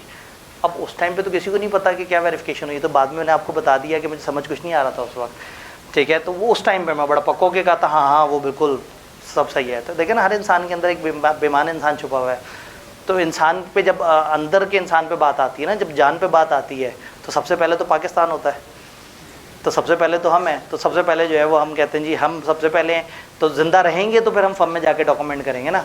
तो फिलहाल समझना ज़रूरी नहीं है, पहले ज़िंदा रहना, ज़िंदा रहूँगा तो जाके मैं डॉक्यूमेंटेशन में लिख सकूँगा कि मैं क्या करके आया हूँ। तो कहने का मतलब है कि आपका वो वाक़या जो कि सिर्फ हवा में गुजरा हो और उसका एविडेंस नहीं है तो फिर बाद में मुश्किल हो जाएगा। तो technically what is documentation? Documentation is record keeping of each and every thing. Client ने जो डाटा दिया उसको सेव कर लें, क्लाइंट ने जो बात की उसको सेव कर लें, आपने जो आंखों से देखा उसको सेव कर लें, आपने जो सैंपल उठाया उसको सेव कर लें। आपने 100 रसीदें उठाई, उन 100 रसीदों पे देखा 20 पे डबल साइन नहीं थे, बाकी सब पे साइन थे। तो ये जुमला अगर आप लिख देंगे ना, मैंने सैंपल उठाया था 100 का और उसमें से 20 पे साइन नहीं थे, ये काफ़ी नहीं है। आप कहेंगे ये 100 रसीदें थी, इन वाली 20 रसीदों पे जिनका रसीद नंबर ये है और जो फलाना बंदे ने फलाना को फलाना डॉक्यूमेंट चीज़ बेची थी उसके ऊपर डबल साइन नहीं आ रहे थे। तो रिकॉर्ड कीपिंग इस लेवल पे होनी चाहिए कि कल को उस बंदे की हमें ज़रूरत ना हो, कोई बंदा डॉक्यूमेंट्स खोल के देख सके कि वहाँ पे क्या हो रहा है और किस तरह से हो रहा है। एक डॉक्यूमेंटेशन होती है कि क्लास में टीचर सवाल करा रहा है और आप साथ साथ नोट कर रहे हैं, या टीचर हवा में कुछ बता रहा है और आप साथ साथ कुछ गिची मिची अपने रजिस्टर पे बना रहे हैं। ये गिची मिची सिर्फ आपको समझ आती है, ये डॉक्यूमेंटेशन नहीं है। डॉक्यूमेंटेशन इज़ एनीथिंग जो आपकी गैर मौजूदगी में एक बंदा आपका रजिस्टर उठाए, उसको पढ़े और उसे समझ आ जाए कि सर ने क्लास में क्या बताया था। तो जो डॉक्यूमेंटेशन है ना, इसके बारे में एक रूल होता है कि इसकी क्वालिटी ये सेल्फ एक्सप्लेनेटरी होनी चाहिए। भाई मैं आज फर्गूसन में नहीं हूँ, मैं यहाँ पे आपको पढ़ा रहा हूँ। अब किसी भी टाइम पे ये देखना हो कि शेल माची की इंस्टॉलेशन पे जो वो था उस दिन जो एविडेंस था वो कैसे लिया गया था, तो मेरे लिखे हुए कागज़ ने वहाँ पे होना है। मुझे किसी ने कॉल करके थोड़ी पूछना है कि हाँ भाई आप वहाँ गए थे, क्या किया था। कागज़ पे लिखा होगा उस टाइम पे, मेरी तारीख, मैंने तारीख डाली होगी, मेरे साइन आ रहे होंगे कि मैंने ये वाला काम इस तरह से इस टाइम पे किया था और इस काम से ये रिजल्ट निकले थे। तो वर्किंग पेपर की ऐसी क्वालिटी होनी चाहिए, डॉक्यूमेंटेशन वर्किंग पेपर को कहते हैं, ऐसी क्वालिटी होनी चाहिए जो सेल्फ एक्सप्लेनेटरी हो, जिसको एक सीनियर ऑडिटर पढ़े तो उसको समझ आ जाए कि क्या हुआ है, क्योंकि हर बंदा हर वक्त मौजूद नहीं होता, कागज़ मौजूद होते हैं। अगले साल की ऑडिट टीम पिछले साल के वर्किंग पेपर देख के समझ सके कि इन्होंने क्या रिस्क थे, किस तरह से हकीकत तक पहुँचे, इन्होंने क्या जवाब निकाला था और अल्टीमेटली क्या चीज़ फाइनेंशियल्स में थी जिसके ऊपर इन्होंने ओपिनियन दी थी। मैं इसको कहता हूँ कि डॉक्यूमेंटेशन की quality is like quality of your answer script and I cap. For example, हम आपको टेस्ट देते हैं और आप टेस्ट में गलती करते हैं और आप हमारे पास आते हैं कि जी मेरे नंबर क्यों कटे, तो हम कहते हैं जी देखो ये आपने गलत लिखा हुआ है। आप कहते हैं ओहो मैं ये यूँ लिखना चाह रहा था, गलती से लिखा गया, सर अब आप तो समझ आ गया, नंबर दे दें। तो हम कहते हैं भाई हमसे तो नंबर ले लोगे, क्या उधर एग्जामिनर को समझा सकोगे कि मैं क्या सोच रहा था? एग्जामिनर को शक्ल भी नहीं पता आपकी, आप उस दिन बीमार थे या नहीं उसे नहीं पता, आपकी तैयारी थी या नहीं उसे नहीं पता, आपने 6 महीने पढ़ा या 6 दिन पढ़ा उसे नहीं पता, आप 4-4.5 महीने पढ़ने की कोशिश करते रहे या क्रैश कोर्स में पूरा ऑडिट ख़त्म कर लिया, उसे नहीं पता। उसे सिर्फ ये पता है कि आपने आंसर जो लिखा है वो बताएगा। आंसर को देख के वो जज करेगा बच्चा लायक है ना लायक है। आंसर को देख के जज करेगा बच्चे को सवाल समझ आया था, बच्चे को जवाब आता था, बच्चे को जवाब प्रेजेंट करना आता है, और बच्चे को नंबर उसके आंसर स्क्रिप्ट की बेस पे मिलेगा। आंसर स्क्रिप्ट कागज़ बेचेगा आपको कि आप अच्छे हैं या बुरे हैं। बात समझ आए? इररिलेवेंट बात है लेकिन इससे कनेक्टेड है। फर्म्स के वक्त ना जब सीवी बनानी होते हैं ना, लोग ऐसी बेदिली से गंदी सी सीवी बना देते हैं, या किसी दोस्त यार से कह देते हैं, वो भी बस चीज़ें इधर उधर से भर के और सीवी बना देता है। सीवी आपका पहला फेस होता है, आप अभी फर्म में नहीं गए हैं, वो कागज़ को देख के पहचानेंगे कि बंदा कैसा है। तो उस टाइम पे आपने, जब आप पे वो टाइम आए इंशाल्लाह ताला, तो आपने सीवी बनाते हुए ख्याल करना है, भले 500 रुपये देने पड़ जाए किसी कंपोज़र को। बरकत मार्केट में गए, उसे कहा यार मुझे प्यारी सी एक सीवी बना दो, वो 500 रुपये ले ले, कोई बात नहीं है, वो आपको कम से कम एक अच्छे तरीके से कागज़ पे प्रेजेंट कर देगा।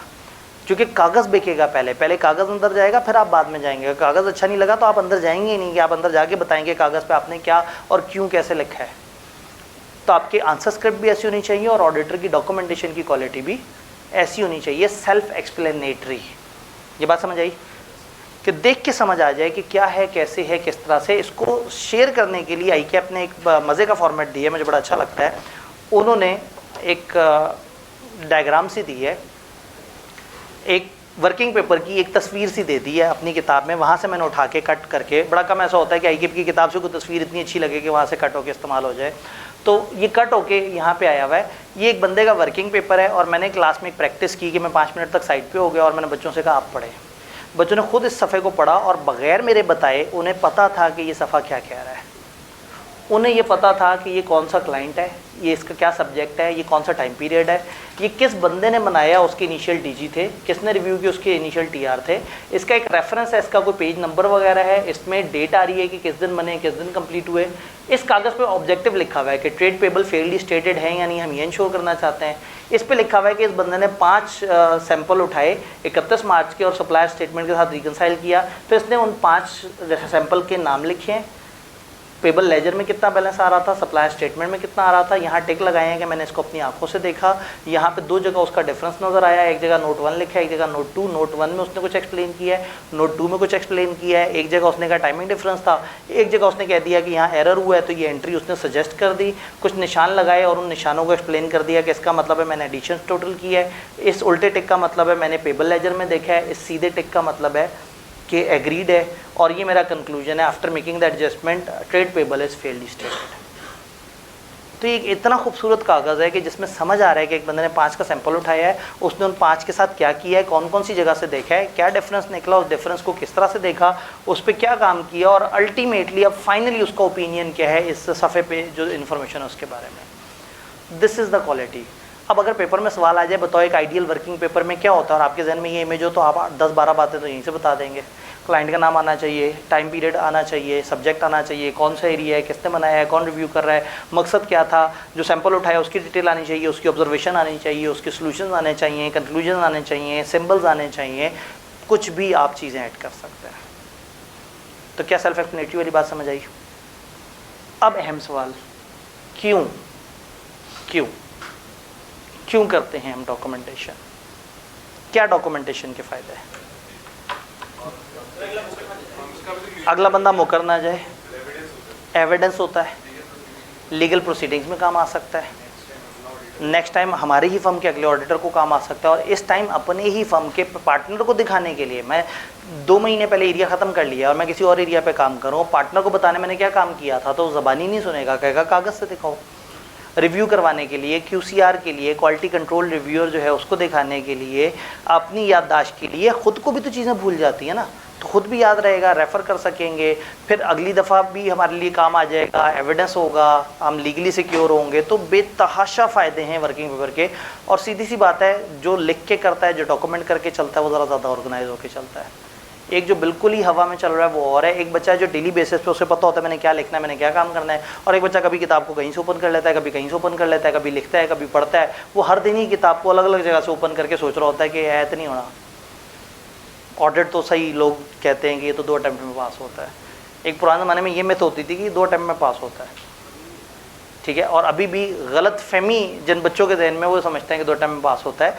ये 1 अटेम्प्ट में बड़े आराम से पेपर पास हो जाता है, अगर आपको कॉन्सेप्ट समझ आ गया और आपको ये पता है कि याद क्या क्या करना है और समझना क्या है, कहाँ से लॉजिकल सवाल आने हैं, कहाँ से सीधे सवाल आने हैं। हम हर चैप्टर के बारे में साथ साथ डिस्कस करते जा रहे हैं कि नॉलेज बेस क्या है। मैं लास्ट डे आपको फिर वो मैप भी दिखाऊंगा कि नॉलेज बेस क्या था और एप्लीकेशन बेस क्या था इंशाल्लाह ताला, और फिर उस वक्त हम देखेंगे कि एक आइडियल पेपर में कौन से तरह के आइडियल सवाल आते हैं और आपको उसको किस तरह से डिवाइड करके किन सवालों को पहले किन को बाद में करना चाहिए। तो इंशाल्लाह ताला after getting the crash course with all the due pass paper practice, आप अपने आप को हल्का नहीं समझना, आप बहुत आगे हैं बाकियों से। जिसने 100 घंटे पढ़ा है उससे ज़्यादा आपने पढ़ा है 35 घंटे में, क्योंकि आपने टू द पॉइंट पढ़ा और आपने उस वक्त पढ़ा है जब आप पढ़ना चाह रहे हैं, उस वक्त पढ़ा है जब आपको नीड है। जब आपको नीड नहीं थी तो आप सिर्फ शुगल करते थे। अब आप अपनी नीड को पढ़ें, आपने कम टाइम में पढ़ा, और एक चैप्टर जब फैल के पढ़ते हैं ना तो हर दिन उसका इमेज नहीं बनता। इधर हम पूरा एक इमेज बना रहे हैं हर चैप्टर का। हम हर दिन के बाद हमें पता होता है कि हाँ भाई आज हमने ये गेम की है कि हमने ये 3-4 स्टैंडर्ड्स देखे और इनका हमने आपस में लिंकेज समझा है। तो इतने ऑर्गेनाइज वे में अगर आप पढ़ रहे हैं और साथ साथ पास पेपर्स कर रहे हैं, तो जिस दिन ये सोचेंगे कि ये सफिशेंट नहीं है, उस दिन सफिशेंट नहीं होगा। और जब आप मान लेंगे कि यस अल्हम्दुलिल्लाह this is more than sufficient, बस आपको साथ साथ प्रैक्टिस करनी है। और एंड पे मैं कुछ सवाल लिखने की आपसे रिक्वेस्ट करूँगा जो बहुत ज़्यादा नहीं होंगे, लेकिन बहरहाल अगर आप लिख के करेंगे तो उससे आपकी राइटिंग थोड़ी सी और इम्प्रूव हो जाएगी इंशाल्लाह। तो गुमान ये है कि आपका पेपर पास हो सकता है। तो अगर ये गुमान है तो मेरे ख्याल में इस गुमान पर थोड़ा बहुत इन्वेस्ट कर लेना चाहिए। तो ठीक है, डॉक्यूमेंटेशन के हमें फ़ायदे भी समझ आ गए, बहुत सारे फ़ायदे हैं। डॉक्यूमेंटेशन होगी क्या, क्या होगा इसके अंदर, व्हाट आर द कंटेंट्स, क्या क्या डॉक्यूमेंट करें, क्या काम किया, नाम, किसने काम किया, ये तो एक सिंगल वर्किंग पेपर में है ना। ओवरऑल वर्किंग पेपर में किस किस तरह की चीज़ें आनी चाहिए। ये तो एक काम जो किया वो इसे एक कागज़ ने बता दिया। आइटम्स कितने पे काम किया है, सैम्पलिंग के results, area, nature, timing, extent of order procedure, भाई ने बड़ी प्यारी बात कर दी कि वो सारी चीज़ें, मटीरियलिटी की डॉक्यूमेंटेशन, डिस्प्यूट जो हुए थे उस पर कंक्लूजन कहाँ पे निकली थी, कहाँ कंसल्टेशन ली थी, वो सारी बातें, लीगल इश्यूज़, क्लाइंट ने मेमोरेंडम की कॉपी दी थी, आर्टिकल की कॉपी दी थी, पॉलिसियों के डॉक्यूमेंट दिए थे, पहली दफ़ा का फाइनेंशियल स्टेटमेंट दिए थे, फुल फाइनल साइंड हुए फाइनेंशियल दिए थे, रिटर्न रिप्रेजेंटेशन दी थी, एंगेजमेंट लेटर आपने उन्हें दिया था। मतलब इतनी सारी खतों किताबत आपस की भी तो हुई है, वो सारा कुछ भी डॉक्यूमेंट करना है, उनका सिस्टम डॉक्यूमेंट करना है, यानी कि हर चीज़ डॉक्यूमेंट करनी है। हमारे सीनियर मैनेजर्स होते थे जो इस वक्त यूसुफ आदल में पार्टनर हैं, वो कहते थे ऑडिटर को अगर छींक भी आए ना तो उसे डॉक्यूमेंट करना चाहिए। यानी जब उन्हें कहते थे डॉक्यूमेंटेशन में क्या क्या शामिल करें, तो लिटरली उन्होंने कहा कि ऑडिटर अगर छींकता भी है ना तो उसको भी डॉक्यूमेंट करे कि मुझे इतने बजे छींक आई थी। यानी उन्होंने मजाकन ये जुमला कहा, लेकिन फिर उसके बाद उन्होंने हमें समझाया कि भाई documentation is the main saviour. इंसान भूल जाता है, कागज़ याद रखता है। कागज़ पे लिखोगे तुम भी बचोगे, बाद वालों का भी फ़ायदा होगा और अपने लिए भी चीज़ें ईजी हो जाएंगे। तो डॉक्यूमेंटेशन इज़ लाइक हर काम जो आप कर रहे हैं ना वो सारा का सारा लिख लें। आपका सारा प्लान, आपकी सारी स्ट्रेटेजी, आपके सैंपल पे रिजल्ट, जो कागज़ ख़त्म भी हो गए ना उस पर भी आप क्या करते हैं, सुपर सीड लिख के उसको साथ शामिल कर लेते हैं। वो शीटें जो ज़ाया हो गई वो शीटें जो अब आपके इस्तेमाल की नहीं है, आप एहतियातन उस बेस वर्किंग को भी संभाल के रखते हैं कि कल को वो आपके काम आ जाए। अब ये सारा कुछ होगा डिफरेंट फाइल्स की फॉर्म में। एक परमानेंट फाइल होती है जो ओवर द ईयर चल रही होती है, जिसमें हर साल के अकाउंट्स, हर साल की मोटी मोटी इन्फॉर्मेशन आ रही होती है, क्लाइंट का मेमोरेंडम, आर्टिकल वगैरह, उनका सिस्टम आ गया और फिर हर साल के उसमें अकाउंट्स और इस तरह की चीज़ें डल जाएंगी। और एक होती है करंट फाइल। करंट फाइल में क्या होता है, आपका जो इस वक्त ऑडिट चल रहा है ऑन गोइंग, आप उसको रिकॉर्ड कर रहे होते हैं। सेल्स पे क्या काम हुआ, परचेज पे क्या काम हुआ, तो हर एरिया की अलग अलग, पुराने ज़माने में फिजिकल फाइल्स बनती थी, आज के दौर में ये एक्सेल की फाइल्स बनती हैं। ये ऑडिट सॉफ्टवेयर होते हैं डिफरेंट तरह के, उसमें एक एरिया डिफाइन होता है कि यहाँ आप सेल्स पे काम कर रहे हैं तो सारा डेटा उस सेल्स का वहाँ होता है। उस सॉफ्टवेयर के बावजूद भी आप एक्सेल को यूज़ करके उस पर मैक्सिमम काम कर रहे होते हैं और वो आपके काम आता है। तो एक्सेल इज़ द थिंग जो कि फर्म में बहुत ज़्यादा सपोर्ट करता है और IKEAP ने उसके ऊपर अभी हैंड्स ऑन कोर्स भी इसीलिए इंट्रोड्यूस किया है। देन हमने ये बात की कि क्या रीज़न है, किस तरह से अब फाइनली ये किसकी कस्टडी में होना चाहिए। हमने वर्किंग पेपर बनाए हैं, ये हमारी प्रॉपर्टी है, ये क्लाइंट की प्रॉपर्टी नहीं है। क्लाइंट के कागज़ उनके पास, बट उनके कागज़ों से एक्सट्रैक्ट हुआ और बाद में जो मेरी इन्फॉर्मेशन है वो सारी मेरी कस्टडी में होगी, मैंने संभाल के रखना है। फिजिकल है तो उसको फिजिकल संभाल के उसको पानी से, दीमक से और मौसमी जो चीज़ें हैं, फिजिकल जो प्रॉब्लम्स हैं उनसे बचाना है। अगर सॉफ्ट में है तो उसको हैकर से, उसको करप्शन से, उसमें वायरस वगैरह इन चीज़ों से बचाना है। प्रॉपर बैकअप्स वगैरह लेके रखनी है, संभाल के रखना है। अब कब तक संभाल के रखना है, स्टैंडर्ड ये कहता है कि कम से कम 5 साल, लेकिन अपने मुल्क की लोकल रिक्वायरमेंट भी देख लेना। पाकिस्तान में ऑडिटर की लोकल रिक्वायरमेंट तो नहीं है, लेकिन कंपनीज एक्ट ये कहता है कि कंपनियों की इंफॉर्मेशन कम से कम 10 साल के लिए संभली होनी चाहिए। तो उसी चीज़ को हमारी किताब ने भी रेफ़र किया कि वैसे तो 5 साल की मिनिमम रिक्वायरमेंट है, लेकिन कंपनीज एक्ट ने कंपनियों के रिकॉर्ड को कब तक संभाल के कहा है, 10 साल। तो ऑन सेफर साइड अगर हम उसे 10 साल तक संभाल के रखते हैं तो फिर कंपनी लॉ की खिलाफ वर्जी भी नहीं होती और वो बच जाता है। अब फाइनल इशू डॉक्यूमेंटेशन में इज़ अबाउट अपडेट्स। डॉक्यूमेंटेशन आपने कर ली, डॉक्यूमेंटेशन करके ऑडिट खत्म हो गया। ऑडिट जब खत्म होता है आप उसकी असेंबली करते हैं। हर बंदे के पास अलग अलग फाइल्स के अलग अलग वर्जन पड़े हुए, आप सारी फाइल्स को इकट्ठा करेंगे, सारी शीटें सीधी करेंगे, उनको क्रॉस लिंक करेंगे, सारी चीज़ों को एक फोल्डर में डालेंगे, ऑडिट सॉफ्टवेयर में जगह जगह उसे अटैच कर देंगे अगर सॉफ्ट है। अगर हार्ड है तो हर किसी के पास अलग अलग तरह के कागज़ थे, अलग अलग फाइलों में सबको इकट्ठा करेंगे, तरतीब से सेल की एक फाइल बनेगी, पेज नंबर 1 से लेके पेज नंबर 252 तक उस पर नंबरिंग आ रही होगी, उनकी सारी चीज़ें क्रॉस लिंक हुई हुई होंगी, सारी फाइलें डिसेंट होकर तैयार होकर एक दफ़ा आप उसको अपने गोदाम में रखवा देंगे। होता ये है कि जब आप चीज़ें कर रहे होते हैं ना तो चीज़ें बिखरी हुई होती हैं, लेकिन अगर आप असेंबली नहीं करेंगे तो फिर फ्यूचर रेफरेंस मुश्किल हो जाएगा। जैसे जब लेक्चर्स ख़त्म होते हैं और वन फाइन गुड डे आप कहते हैं कि बस अब अगले महीने मैंने पढ़ना है और मैं कल से पढ़ाई शुरू करूँगा, आज तो नहीं, हमेशा आप कहते हैं मैं कल से पढ़ाई शुरू करूँगा, तो कम से कम आज के दिन एक काम कर लें कि एक दिन बैठ के जो 100 लेक्चर्स हुए हैं उसमें जो टीचर ने अलग अलग डाटा दिया, अलग अलग चीज़ें, आपकी जो अलग अलग किताबें, अलग अलग हैंडआउट्स, अलग अलग सॉफ्ट हार्ड में जो नोट्स हैं उन सारों को इकट्ठा करके एक जगह कर लेंगे। हाँ भाई ये मेरा ऑडिट का माल है, ये सारी चीज़ें इनसे मैंने दूर रहना है, मैंने अकाउंटिंग की प्रैक्टिस करनी है। यही करते हैं ना ऑडिट के साथ। तो कहने का मतलब ये है कि असेंबली इज़ कि आप फाइनली सारी चीज़ों को गैदर करें। तो ऑडिट के एंड पे भी एक असेंबली होती है कि सारी चीज़ों को ऑर्गेनाइज करके इकट्ठा करके रख दिया जाए ताकि फ्यूचर में काम आए।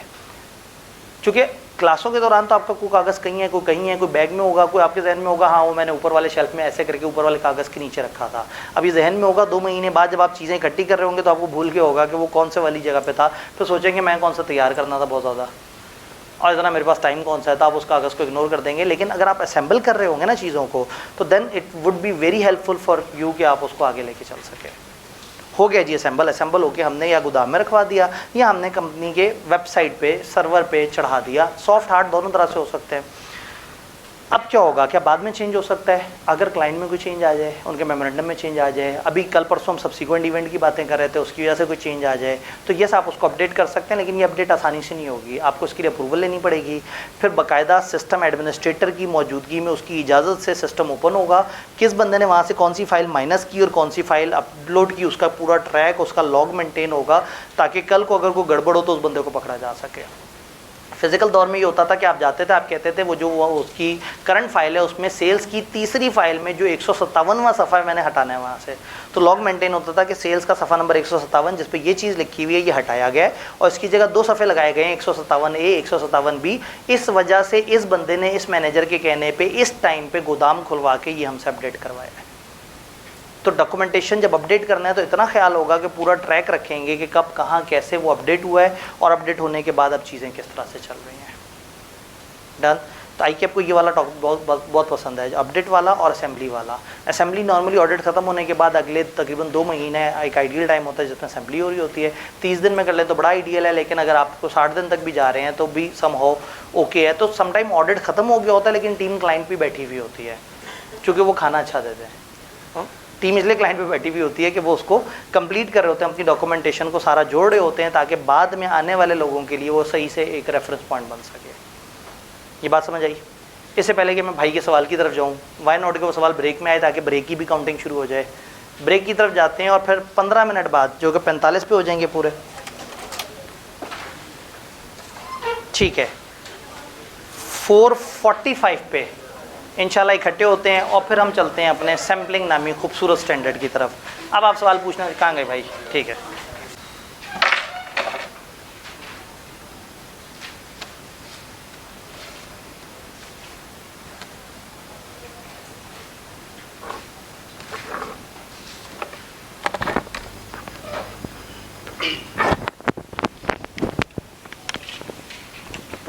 अगस्त आ गया, आपको खबर ना मिली है, आप खबरें ढूंढते रह गए।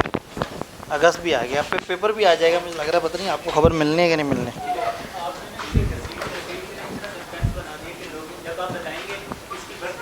तो कोई बात नहीं, हमने कौन सा को मार्केट तोड़ने की बातें करनी है या कुछ और इस तरह से। ओए होए होए भाई, तो बहुत ही ज़्यादा गहराई में उतर गए, इतना फ़लसफ़ा।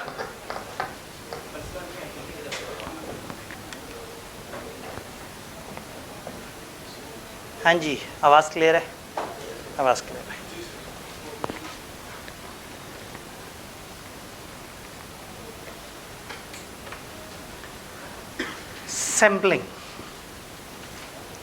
सैम्पलिंग में समझना होगा कि सैम्पलिंग है क्या, ऑडिटर सैम्पलिंग कब करता है, कब दूसरी चीज़ों की तरफ जाता है, सैम्पलिंग के मसलो मसाइल क्या हैं। सैम्पलिंग के अपने कुछ मसले भी हैं। फिर सैंपल करने से जो रिज़ल्ट आता है उस रिज़ल्ट को पॉपुलेशन तक आप किस तरह से लेके जाते हैं, सैम्पलिंग कितने तरीके से की जा सकती है और सैम्पलिंग का साइज़ कम हो या ज़्यादा हो, अलग अलग सवाल है। सबसे पहले सैंपल है क्या, बल्कि साइड पे लिख लेता हूँ क्योंकि यहाँ मैंने एक न्यूमेरिकल वर्किंग करनी है। सैम्पलिंग कहते किसे हैं,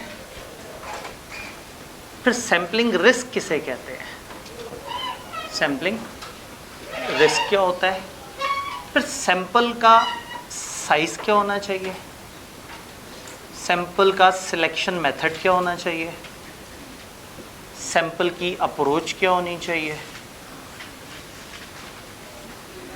रिजल्ट्स को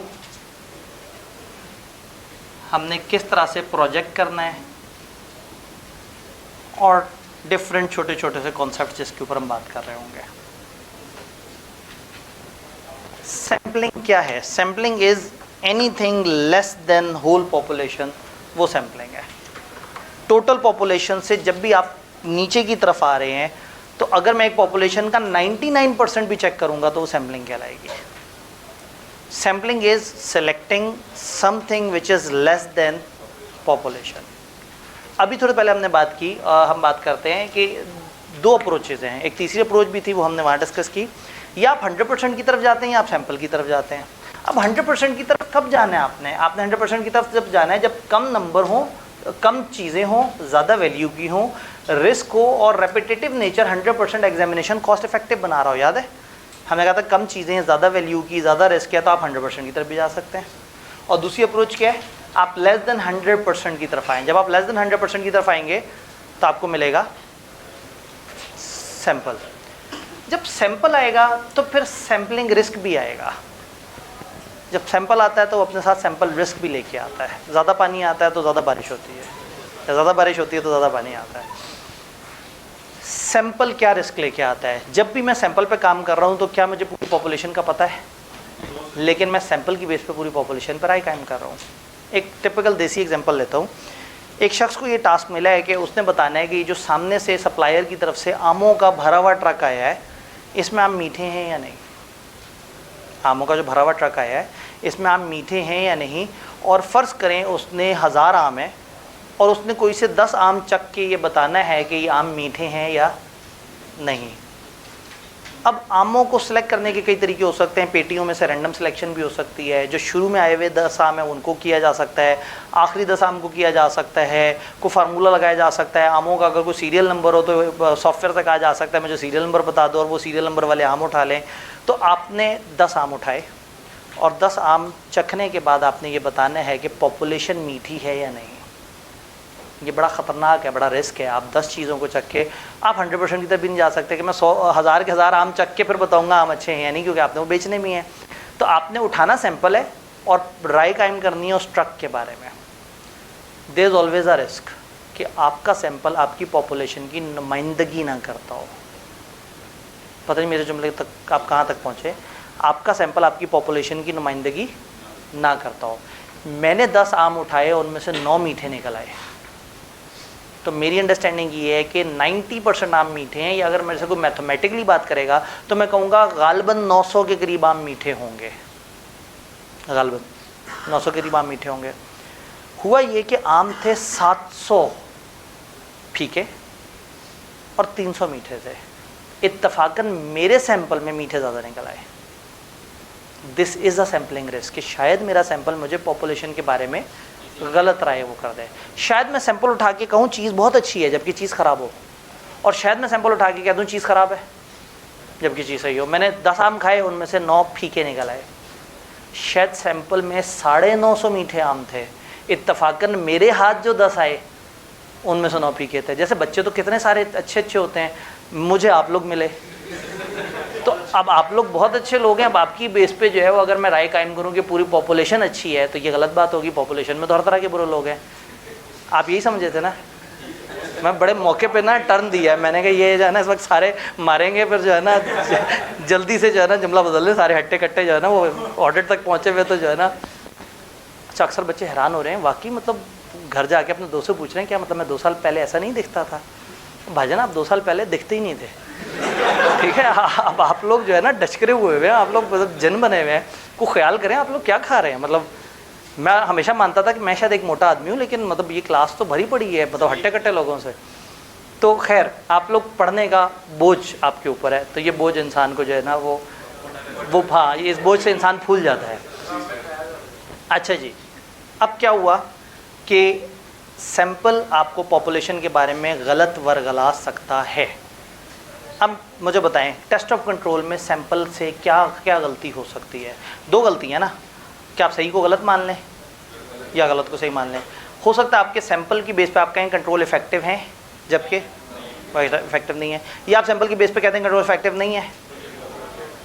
अच्छा, टेस्ट ऑफ डिटेल की बात करते हैं। आप कह दें मटेरियल में स्टेटमेंट है जबकि ना हो, और आप कह दें नहीं है जबकि हो। तो ये 2 तरह के मसले हैं। सैम्पलिंग रिस्क की ऑडिटर की इंक्लूजन जब सैंपल की बेस पे होगी तो वो डिफरेंट होगी। अगर वो पूरी पॉपुलेशन को उठाता तो कुछ और राय पे पहुंचता, क्योंकि सैंपल की बेस पे उठाया तो वो राय गलत पे पहुंच गया है। दो ही मसले हो सकते हैं, एक्सेप्टेंस ऑफ रॉन्ग और रिजेक्शन ऑफ राइट। अगेन इस टेबल को देख के मैं बड़े फ़ख्र से कहता हूँ कि ये टेबल भी हमारी किताब से किसी अजीम बड़ी किताब ने चोरी किया है, ऑफिशियल किताब। एक्सेप्टेंस ऑफ रॉन्ग और rejection of right. Test of controls में कंट्रोल्स आप कह दें कि इफेक्टिव है जबकि वो इफेक्टिव ना हो, आप रॉन्ग को एक्सेप्ट कर लें। और रिजेक्शन ऑफ राइट क्या है? कंट्रोल्स सही हैं लेकिन आपको लगे वो लेस इफेक्टिव है। इसी तरह टेस्ट ऑफ डिटेल में आप कहें वो एग्जिस्ट नहीं करती जबकि वो एग्जिस्ट करती हो, और आप कह दें वो एग्जिस्ट करती है जबकि नहीं करती। तो या आप रॉन्ग को सही मान लेंगे, यानी पॉपुलेशन रॉन्ग थी और आपके सैंपल ने एक्सेप्ट करवा दिया, या पॉपुलेशन राइट थी और आपके सैंपल ने रिजेक्ट करवा दिया। आम खाए 10 में से 9 मीठे लगे, पॉपुलेशन ख़राब थी लेकिन मेरे सैंपल ने कह दिया सही है, मैं टिक मार्क करूँगा और ट्रक को आगे जाने दूँगा। ये ज़्यादा ख़तरनाक बात है।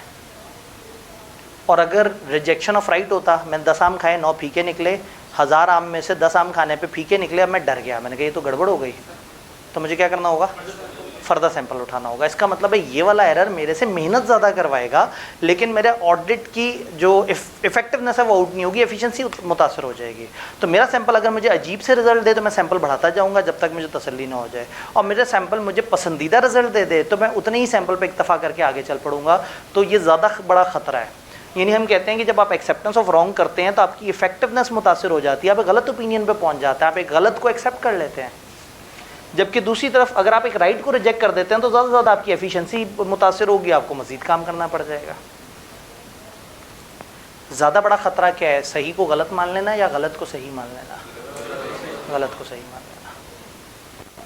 क्योंकि गलत को सही मान लिया तो फिर आप उस पर भरोसा करके आगे चल पड़ेंगे और आपकी पूरी ऑडिट की सेहत मुतासर हो जाएगी। ये है सैम्पलिंग रिस्क। याद हमने ऑडिट रिस्क के बारे में बात की थी रेगुलर क्लास में, आप लोगों ने भी, अगर कोई और से भी है। ऑडिट रिस्क ये है कि शायद ऑडिटर गलत ओपिनियन तक पहुंच जाए, और हम ये मानते हैं कि ऑडिटर गलत ओपिनियन पे इसलिए पहुंच जाता है कि उसका सैंपल कम होता है। तो अगर वो सैंपल साइज़ बढ़ा ले तो उसका ऑडिट रिस्क भी कम हो जाएगा। तो इसका मतलब है ऑडिट रिस्क और सैम्पलिंग रिस्क का आपस में बड़ा गहरा ताल्लुक है। बट ऑडिटर को मसला सिर्फ सैम्पलिंग रिस्क का नहीं होता, नॉन सैम्पलिंग रिस्क का भी होता है। और नॉन सैम्पलिंग रिस्क की इतनी खूबसूरत डेफिनेशन किताब ने दी है कि मैं अशश कर उठाऊँ। Risk that auditor reaches a wrong conclusion for any reason not related to sampling risk. जो सैम्पलिंग रिस्क नहीं होगा, इसका मतलब है ऑडिट में सिर्फ 2 ही रिस्क होते हैं, सैम्पलिंग रिस्क और नॉन सैम्पलिंग रिस्क। जैसे मैं कहूँ दुनिया में सिर्फ 2 ही इंसान होते हैं, एक वो जिनका नाम आतिफ आब्दी है और एक वो जो नॉट आतिफ आब्दी हैं। बड़ा इन्होंने साइंस की है कि 2 ही तरह के रिस्क हैं, या सैम्पलिंग या नॉन सैम्पलिंग। तो इसका मतलब है कि कुछ रिस्क हैं जो सैंपल सिलेक्शन से रिलेटेड है, और कुछ रिस्क हैं ऑडिटर से जजमेंट भी तो गलत हो सकती है, कैलकुलेशन भी तो गलत हो सकती है। अब वो कॉस्ट की क्लास में बड़ा मज़ा आता है, बच्चों को कॉन्सेप्ट भी समझ आया हुआ होता है, सवाल भी समझ आ रहा होता है, कैलकुलेटर से कैलकुलेट करते हुए जवाब गलत निकाल लेते हैं।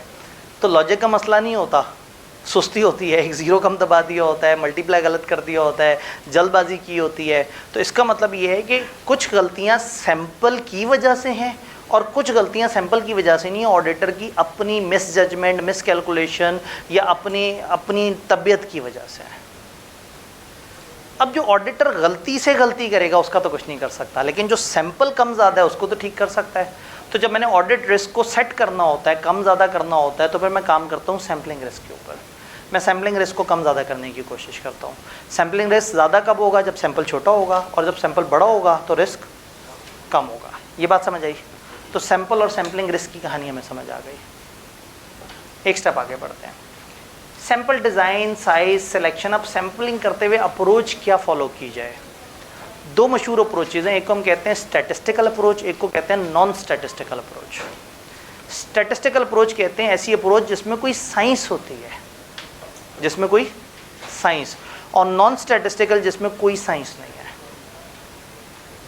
भाई फॉर एग्जांपल, मैं क्लास में आने से पहले एक सॉफ्टवेयर में बच्चों के रोल नंबर डालूं और सॉफ्टवेयर से कहूं कि मुझे साइंटिफिकली इन रोल नंबर में से घुमा फिर आके रैंडमली जनरेट करके कुछ रोल नंबर दो जिनसे जाके मैं पूछूं कि बेंच उन्हें तकलीफ तो नहीं देता।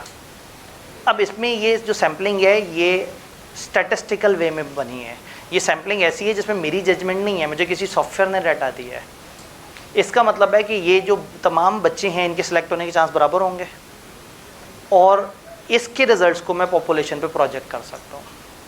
लेकिन अगर मैं क्लास में आके अपनी पसंद के 2-3 बच्चों से पूछूं कि हाँ भाई तुम्हें बेंच पे तकलीफ तो नहीं हो रही, तो वो जो बच्चे जवाब देंगे, ये जो मेरा सैंपल था ये स्टैटिस्टिकल नहीं था, ये जजमेंटल था, नॉन स्टैटिस्टिकल। तो एक स्टैटिस्टिकल होता है, स्टैटिस्टिकल को हम कहते हैं जिसमें रैंडम सिलेक्शन या कोई प्रोबेबिलिटी थ्योरी या कोई सिस्टम होता है, कोई तरीका होता है जिससे सैंपल्स उठाए जाएं। और नॉन स्टैटिस्टिकल जो जजमेंटल सैम्पलिंग है, जिसमें आप अपनी जजमेंट की बेस पर सैम्पलिंग करते हैं। जी, अब स्टैटिस्टिकल कैसे कैसे होगा, ये पहले अप्रोच पढ़ेंगे, फिर इसके मेथड्स पढ़ेंगे। 4 मेथड हैं, 2 अप्रोचेज हैं। अप्रोच ये है कि आपने कोई टूल यूज़ करना है और सबको बराबर चांस देना है, या अपने दिमाग को यूज़ करना है। अगर मैंने अपने दिमाग को यूज़ किया तो वो नॉन स्टैटिस्टिकल सैम्पलिंग है, और अगर मैंने किसी सिस्टम, निज़ाम, मैकेनिज़्म, मशीन, सॉफ्टवेयर, टूल, तरीके को फॉलो किया तो वो स्टैटिस्टिकल है। स्टैटिस्टिकल के फ़ायदे ये हैं कि तमाम आइटम के पास इक्वल चांसेस सेलेक्ट होने का। स्टैटिस्टिकल के फ़ायदे ये हैं कि मैं उसके रिजल्ट को पूरी पॉपुलेशन पर राय कायम कर सकता हूँ। लेकिन नॉन स्टैटिस्टिकल, जो मैंने अपनी जजमेंट पे अपनी पसंद से आइटम सेलेक्ट किए हैं, मैंने जान के पूछा ही उन 5 बच्चों से जिनका मुझे पता था कि इनको बेंच से मसला नहीं होगा, तो मैं उस राय को पूरी क्लास पे कायम करूँगा तो वो गलत होगा। तो स्टैटिस्टिकल में एक ऑब्जेक्टिव मैथमेटिकली प्रिसाइज बेसिस मिल जाती है आपको, और इसमें आप सैंपल को ज़रा ज़्यादा बेहतर तरीके से जज कर सकते हैं। और बहुत बड़ी पॉपुलेशन हो तो सबसे अच्छा तरीका ये है कि आप स्टैटिस्टिकल सैम्पलिंग किसी टूल, किसी सॉफ्टवेयर वगैरह से कह दें आप सैंपल निकाल दो। और दूसरा तरीका, आप नॉन स्टैटिस्टिकल की तरफ जाएँ। नॉन स्टैटिस्टिकल के क्या फ़ायदे हैं, जो स्टैटिस्टिकल के नुकसान हैं। क्योंकि इसके लिए फिर आपको ट्रेनिंग चाहिए, आपको सॉफ्टवेयर यूज़ करना आना चाहिए, और फिर बहुत ज़्यादा आपको ख्वारी हो जाएगी। और अगेन फिर भी जो जजमेंट है वो तो जजमेंट ही है ना। जजमेंटल सैम्पलिंग का फ़ायदा ये है कि एक ऑडिटर का अपना ज़ाती बाइस, और बाइस बुरी बात थोड़ी है, ऑडिटर की जजमेंट तो हमें चाहिए। तो जो नॉन स्टैटिस्टिकल सैम्पलिंग है उसमें जजमेंट इन्वॉल्व होगी। ऑडिटर उन आइटम्स को ज़्यादा टाइम देगा जो कि उसे लगता है कि हाँ भाई इन पर ज़्यादा तवज्जो होनी चाहिए। ये अप्रोच समझ आने के लिए ना, सैंपल के जो मेथड्स हैं वो अगर हमें पता हो ना तो ज़रा ईजीली हो जाएगा। बेसिकली सैंपल सेलेक्ट करने के 4 मशहूर तरीके हैं। वैसे तो काफ़ी सारे हैं, लेकिन 4 मशहूर हैं जो स्टैंडर्ड डिस्कस किए। एक 5वां मॉनिटरी यूनिट सैम्पलिंग है। आईकैप ना हर 2-3 अटैम्प्ट बाद वो सिलेबस में ऐड कर देता है, फिर 2-3 अटैम्प्ट बाद शर्मिंदा होकर खुद ही से सिलेबस से निकाल देता है। उन्हें समझ नहीं आ रही कि वो इस लेवल के बच्चों को पढ़ाएं या ना पढ़ाएं। हम वो 4 पढ़ते हैं जो टिपिकली बताए जाते हैं। Random sampling. रैंडम सैम्पलिंग क्या है? रैंडमली, पुराने ज़माने में रैंडम नंबर जनरेटर टेबल होते थे। आप देखते थे कि 1 से 1000 तक मुझे रैंडम 10 नंबर चाहिए, तो उस टेबल में एक खास जगह पे आते थे, किताबचा सा होता था जहाँ 1 से लेकर 1000 तक के 10 रैंडम नंबर्स होते थे। 20 रैंडम नंबर चाहिए तो शायद किसी और सफ़े पे मिल जाए। तो पुराने ज़माने में रैंडम नंबर टेबल होते थे। आज के ज़माने में सॉफ्टवेयर्स होते हैं। इवन आप अपने एक्सेल को कहते हैं कि मुझे इस नंबर से इस नंबर तक रैंडम नंबर जनरेट कर दो, वो कर देगा। तो रैंडम सैंपल सेलेक्ट करने का एक तरीका रैंडम सैम्पलिंग। आप तमाम आइटम्स का कोड सिस्टम को बताएं और सिस्टम से कहें मुझे रैंडमली 10 वो बता दो।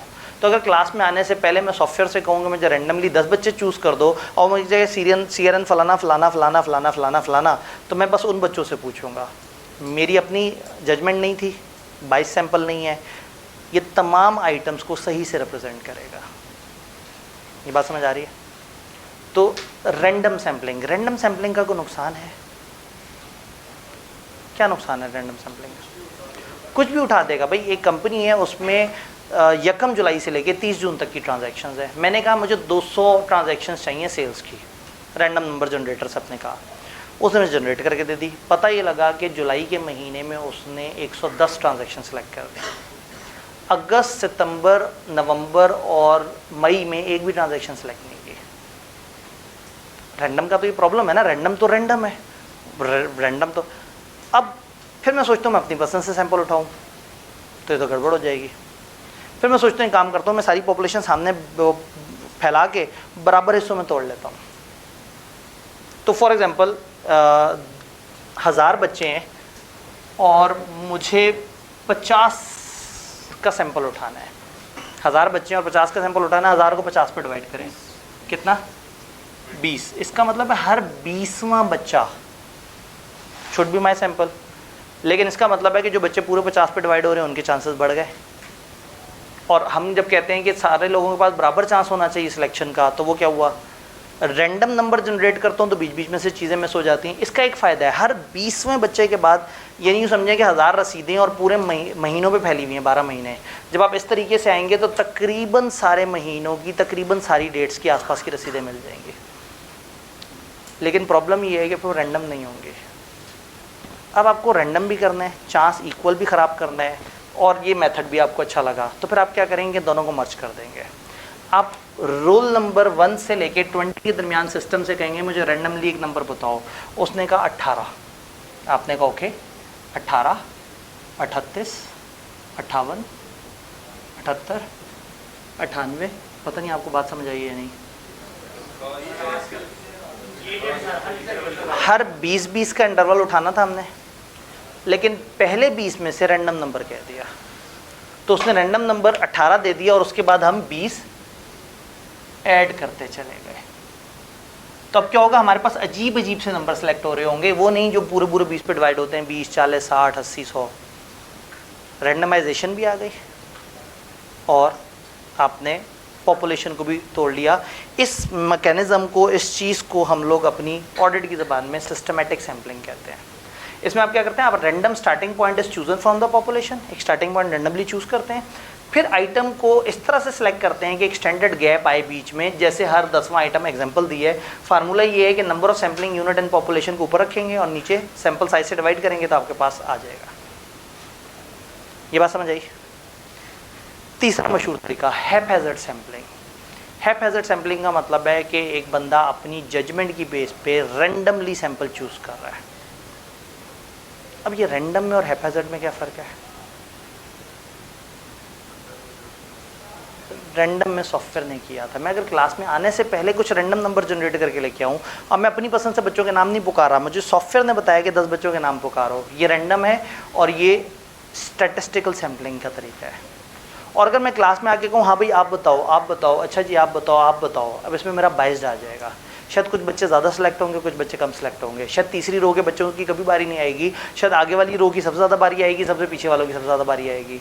तो ये कहलाता है हैपहैज़र्ड, जिसमें आप आर्बिट्रेटरी बेसिस पे वो करते हैं और कोई भी एनी 100 इनवॉइस फ्रॉम फाइल, ये साइंटिफिकली वैलिड मेथड नहीं है और इसमें बाइस हो सकता है क्योंकि ये हैपहैज़र्ड है। फिर एक चौथी तरह की बात भी होती है, ब्लॉक सैम्पलिंग। बात ये है कि अगर मैं कॉलेज में चाहता हूँ कि मुझे तकरीबन हर तरह के बच्चे से एविडेंस मिल जाए, तो सिस्टमेटिक से अच्छी बात कोई नहीं है। मैं रोल नंबर 1 से लेके 2000 तक डिफाइन किया वो कॉलेज में। अब 1 वाले रोल नंबर शुरू वाले पीआरसी के बच्चे क्यों हों, फिर आगे कैफ के शुरू के पेपर वाले होंगे, फिर आगे वाले, फिर आगे वाले। तो जब मैं हर 20वां बच्चा सेलेक्ट कर रहा हूँ तो मेरे पास तकरीबन हर तरह के बच्चों की नुमाइंदगी हो जाएगी। लेकिन हो सकता है कि शायद इस पैटर्न में भी मेरे पास हर तरह की पॉपुलेशन नज़र ना आए। शायद इत्तफाकन जब मैं 20-20 का गैप डाल रहा हूँ तो हो सकता है क्लास के पहले 5 रोल नंबर मैंने हमेशा अच्छे लाइक बच्चों को दिए होते हो, तो शायद मेरे उस पैटर्न के साथ रेजोनेट कर जाए और सारे लाइक बच्चे उठ के आ जाएं। जैसे अगर आपने वहाँ पे किया रसीदों में, तो हो सकता है आपको हर दफ़ा 25 तारीख की रसीद मिल रही है और 25 तारीख वाले दिन सारे लोग बड़े एक्टिव होकर रसीद बनाते हो। तो ब्लॉक सैम्पलिंग आप क्या करेंगे, आप एक पूरा ब्लॉक उठा लेंगे, रादर देन कि मैं बी लॉ की क्लास के 3 बच्चों से पूछूं, सी लॉ की क्लास के 3 बच्चों से पूछूं, एमएफए की 3 बच्चों से पूछूं, मैं ऑडिट की क्लास के 100 बच्चों के 100 बच्चों से पूछ लूँ। इन 100 बच्चों में अच्छे बच्चे भी होंगे, बुरे बच्चे भी होंगे, लाइक भी होंगे, ना लाइक भी होंगे, लाहौर के भी होंगे, लाहौर से बाहर के भी होंगे, पढ़ने के शौकीन भी होंगे, पढ़ने के शौकीन नहीं भी होंगे। तो इन 100 बच्चों के ऊपर जब मैं सैंपल वो करूँ और इनसे मैं इंक्वायरी करूँ, तो उससे मुझे हर तरह का आइटम मिल जाएगा, लेकिन मिलेगा सिर्फ ऑडिट का। तो हो सकता है कि मैं पूरे महीने साल की जो इन्वॉइसेज हैं उसमें से मई पकड़ूं और मई की 100% इन्वॉइसेज वेरीफाई कर लूँ। छोटी इन्वॉइस भी, बड़ी इन्वॉइस भी, 1 साइन वाली भी, 2 साइन वाली भी, फलाना आइटम वाली भी, फलाना आइटम वाले भी। तो उससे क्या होगा, मई के अंदर जिसने भी गड़बड़ें की होंगी, छोटी छोटी इन्वॉइसेज में दो छुपाया होगा, तो मई के जो 100% देखूंगा ना, तो उससे बहुत कुछ मिल सकता है। लेकिन मैं इस मई की बेस पे पूरे साल पर राय नहीं कायम कर सकता। तो ये जजमेंटल सैम्पलिंग की दूसरी किस्म है ब्लॉक सैम्पलिंग। आप एक पूरा ब्लॉक सैम्पलिंग यूनिट का उठा लेते हैं। तो रैंडम और सिस्टमैटिक को मैं कह सकता हूँ ये स्टैटिस्टिकल सैम्पलिंग है, और हैपहैज़र्ड और ब्लॉक को मैं क्या कह सकता हूँ, नॉन स्टैटिस्टिकल सैम्पलिंग है। यहाँ तक कोई सवाल है तो बताएं। कंप्यूटर का होना ज़रूरी नहीं है, असल में आपको बस रैंडम नंबर्स किसी एक्सटर्नल सोर्स से चाहिए।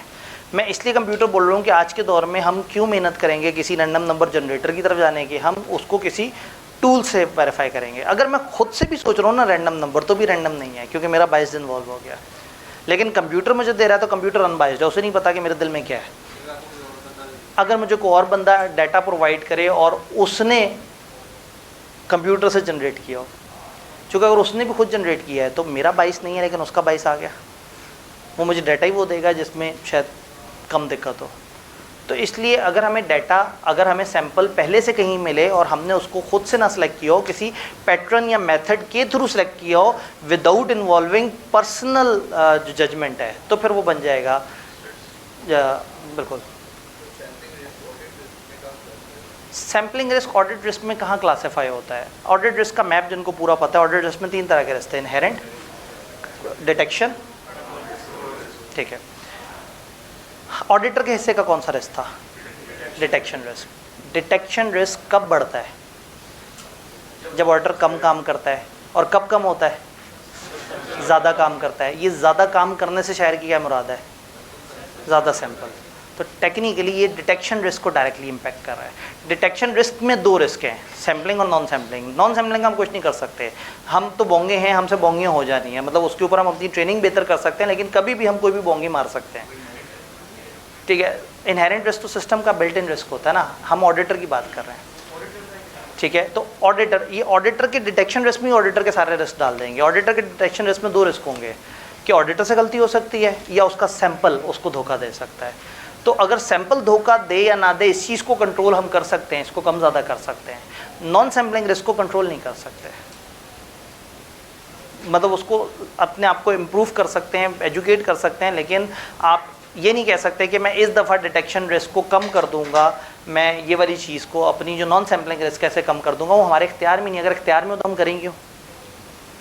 तो हम जिसको कंट्रोल कर सकते हैं वो कौन सा रिस्क है? सैम्पलिंग। सैंपल कम ज़्यादा करके हम उसे कंट्रोल कर सकते हैं। जितना डिटेक्शन रिस्क आपने ज़्यादा करना होगा, अब अगेन मैं इसलिए उस तरफ नहीं आ रहा कि वो एक अलग फ्रेमवर्क है। डिटेक्शन रिस्क हमने सेट करना होता है, तो ये जुमला सही नहीं है कि डिटेक्शन रिस्क ज़्यादा होगा तो हम क्या करेंगे। डिटेक्शन रिस्क ज़्यादा रखना होगा तो हम क्या करेंगे, कम रखना होगा तो हम क्या करेंगे। इसी गुफ्तगू को यहाँ पे होल्ड करें, और जब चैप्टर 3 में मैप बना रहा हूँ तो एक दफ़ा दोबारा से उस चीज़ को याद कराएं ताकि सबको समझ आए कि बात क्या हो रही है, क्योंकि इस वक्त फिर हम एक डिफरेंट फ्रेमवर्क में चले गए। तो डिटेक्शन रिस्क का इससे ताल्लुक़ है। और अगेन ये मैं इस चैप्टर में नहीं पढ़ा रहा, वो भाई के सवाल की वजह से मैंने उनको बताया था ताकि वो ईजी हो जाए। तो वो हम वापस अपने असल चैप्टर पे आते हैं जहाँ पे हम एक बड़ी मज़े की डिस्कशन कर रहे हैं। क्या ये हमें सैम्पलिंग के मेथड समझ आए? अगला सवाल, what should be size of sample? Sample बड़ा होना चाहिए, छोटा होना चाहिए? चले मैं आपसे कुछ सवाल पूछता हूँ। आप सैंपल पे भरोसा करना चाह रहे हैं तो सैंपल बड़ा होना चाहिए, कम होना चाहिए? आपको एक जगह कंट्रोल बहुत स्ट्रॉन्ग लग रहे हैं, कम होना चाहिए? आप कंट्रोल को अच्छी तरह से चेक करके कंफर्टेबल होना चाहते हैं कि मैं सब्सटेंटिव पे कम काम करूँ, तो बड़ी सीधी सी बातें, 1-2 मुश्किल वर्ड्स हैं, बाकी सीधी बातें। मुश्किल वर्ड्स इसलिए कि वो भी हम लोगों ने डिस्कस करने हैं। तो अगर सैंपल साइज़ पे डिबेट हो रही हो तो कौन से फैक्टर्स हैं जो सैंपल साइज़ को इन्फ्लुएंस करते हैं? रिस्क ऑफ मटेरियल मिसस्टेटमेंट बढ़ने का आपको चांस लग रहा है, आप सैंपल साइज़ बढ़ा दें। आपको एक्सपेक्टेड डेविएशन या मिसस्टेटमेंट ज़्यादा लग रही है, आपको लग रहा है यहाँ गड़बड़ ज़्यादा होंगी, बढ़ा दें। टॉलरेबल रेट ऑफ डेविएशन या मिसस्टेटमेंट, ये चीज़ अभी हमने समझनी है, इसको साइड पर रख देते हैं। Increase in desired level of assurance, ज़्यादा एश्योरेंस चाहिए, बढ़ा दें। अदर प्रोसीजर उसी चीज़ को वेरीफाई करने के लिए कर रहे हैं, कम कर दें। पॉपुलेशन स्ट्रेटिफिकेशन हुई हुई है, अब आप कहेंगे ये क्या चीज़ है? स्ट्रेटिफिकेशन है कि पॉपुलेशन को डिफरेंट ग्रुप्स में डिवाइड कर दें। उससे क्या होगा? उससे आपको ज़्यादा बेहतर एविडेंस मिलेगा। आमों का ट्रक आया, आपने उन पेटियों को 10 हिस्सों में डिवाइड कर दिया है कि ये उस शहर की पेटियाँ, उस शहर की पेटियाँ, उस शहर की पेटियाँ, उस शहर की पेटियाँ, और हर पेटी में से एक आम निकाल के खाया। अब आपको जो एविडेंस मिलेगा वो ज़रा ज़्यादा पॉपुलेशन के ऊपर स्प्रेड हुआ होगा। मैं कैंपस में एंटर होने के बाद अपने आप को मिलने वाले अलग अलग बच्चों से पूछता रहूं कि हाँ भाई आप कॉलेज से मुतमईन है या नहीं, और ऐसे में मैं 50 बच्चों से पूछूं, चांस ये है कि उनमें से 30 बच्चे शायद एक ही क्लास से निकल के आ रहे हो। तो मैं 50 बच्चों से पूछूं कि आप कॉलेज से मुतमईन है या नहीं, रादर मैं 20 अलग अलग क्लासों में जाके 2-2 बच्चों से पूछूं। अब मेरी पॉपुलेशन जहाँ मेरे सामने रैंडम सी पॉपुलेशन थी, मुझे अच्छा एविडेंस नहीं मिला, लेकिन जब मैंने उसको डिफरेंट ग्रुप्स में डिवाइड कर दिया तो पर ग्रुप में जो एविडेंस मिल रहा है वो अच्छा है। इस फिनोमेना को कहते हैं स्ट्रैटिफिकेशन। पॉपुलेशन को on the basis of any category, any characteristics आप डिवाइड कर दें। फॉर एग्जांपल एसी हैं, ऑर्डर फिजिकल वेरिफिकेशन करना चाहता है एसीओं को, कैसे कैसे कैटेगराइज कर सकता है? वो कह सकता है 1.5 टन के, 1 टन के, 2 टन के, इन्वर्टर, नॉन इन्वर्टर, पुराने, नए, उस कंपनी के क्या आप डेटर्स को भी स्ट्रेटिफाई कर सकते हैं? पुराने नए, बड़ी अमाउंट के, छोटी अमाउंट के, इस प्रोडक्ट के, उस प्रोडक्ट के, जिनको राइट ऑफ किया हुआ है, जिनकी प्रोविजन ऑलरेडी रिकॉर्ड की हुई है, वो और दूसरे वाले, डिफरेंट सिटीज़। तो इसका मतलब है कि एट एनी गिवन टाइम जब आप एक पॉपुलेशन पे काम कर रहे हैं, उसमें से सैंपल उठा रहे हैं, तो आप पॉपुलेशन को अगर किसी करेक्टरिस्टिक्स की बेस पे डिवाइड कर देंगे ना, और आप अब उस स्ट्रेटिफाइड, उस ऑर्गेनाइज पॉपुलेशन में से सैंपल उठाएंगे, तो कम सैंपल से आपको ज़्यादा एविडेंस मिलेगा। तो अगर मेरी पॉपुलेशन स्ट्रेटिफाई हुई है तो सैंपल साइज कम भी, 20 क्लासों में 2 बच्चों से पूछा, 20 × 2, और पहले कितनों से पूछा था, वो इतना रिलायबल नहीं था और ये रिलायबल है, हालांकि ये तो कम है। क्यों? स्ट्रेटिफाई किया गया। तो पॉपुलेशन को आप किसी भी बेस पे स्ट्रेटिफाई कर दें तो उसकी वजह से भी चीज़ें बेहतर हो जाती हैं। किताब में इसका ओवरऑल बड़ा दर्दनाक सा टेबल है, उसमें टेस्ट ऑफ कंट्रोल की बेस पे भी फैक्टर्स हैं, सब्सटेंटिव प्रोसीजर्स की बेस पे फैक्टर्स हैं। मैंने उनको आमने सामने खड़ा कर दिया ताकि जो लाइक वाइज आइटम है नजर आए, लेकिन अभी भी 1-2 ऐसे लाइन आइटम्स हैं जिन पे अभी डिस्कशन नहीं हुई, जिसमें word expected rate of deviation है, क्योंकि अभी हम लोगों ने समझना है प्रोजेक्शन को, mind map about projection. Projection क्या है, आप सैंपल की बेस पे पॉपुलेशन तक पहुंचते कैसे हैं। किताब ने न्यूमेरिकली नहीं बताया, लेकिन मैं आपको समझाने के लिए न्यूमेरिकली ज़रूर बताऊंगा इंशाल्लाह।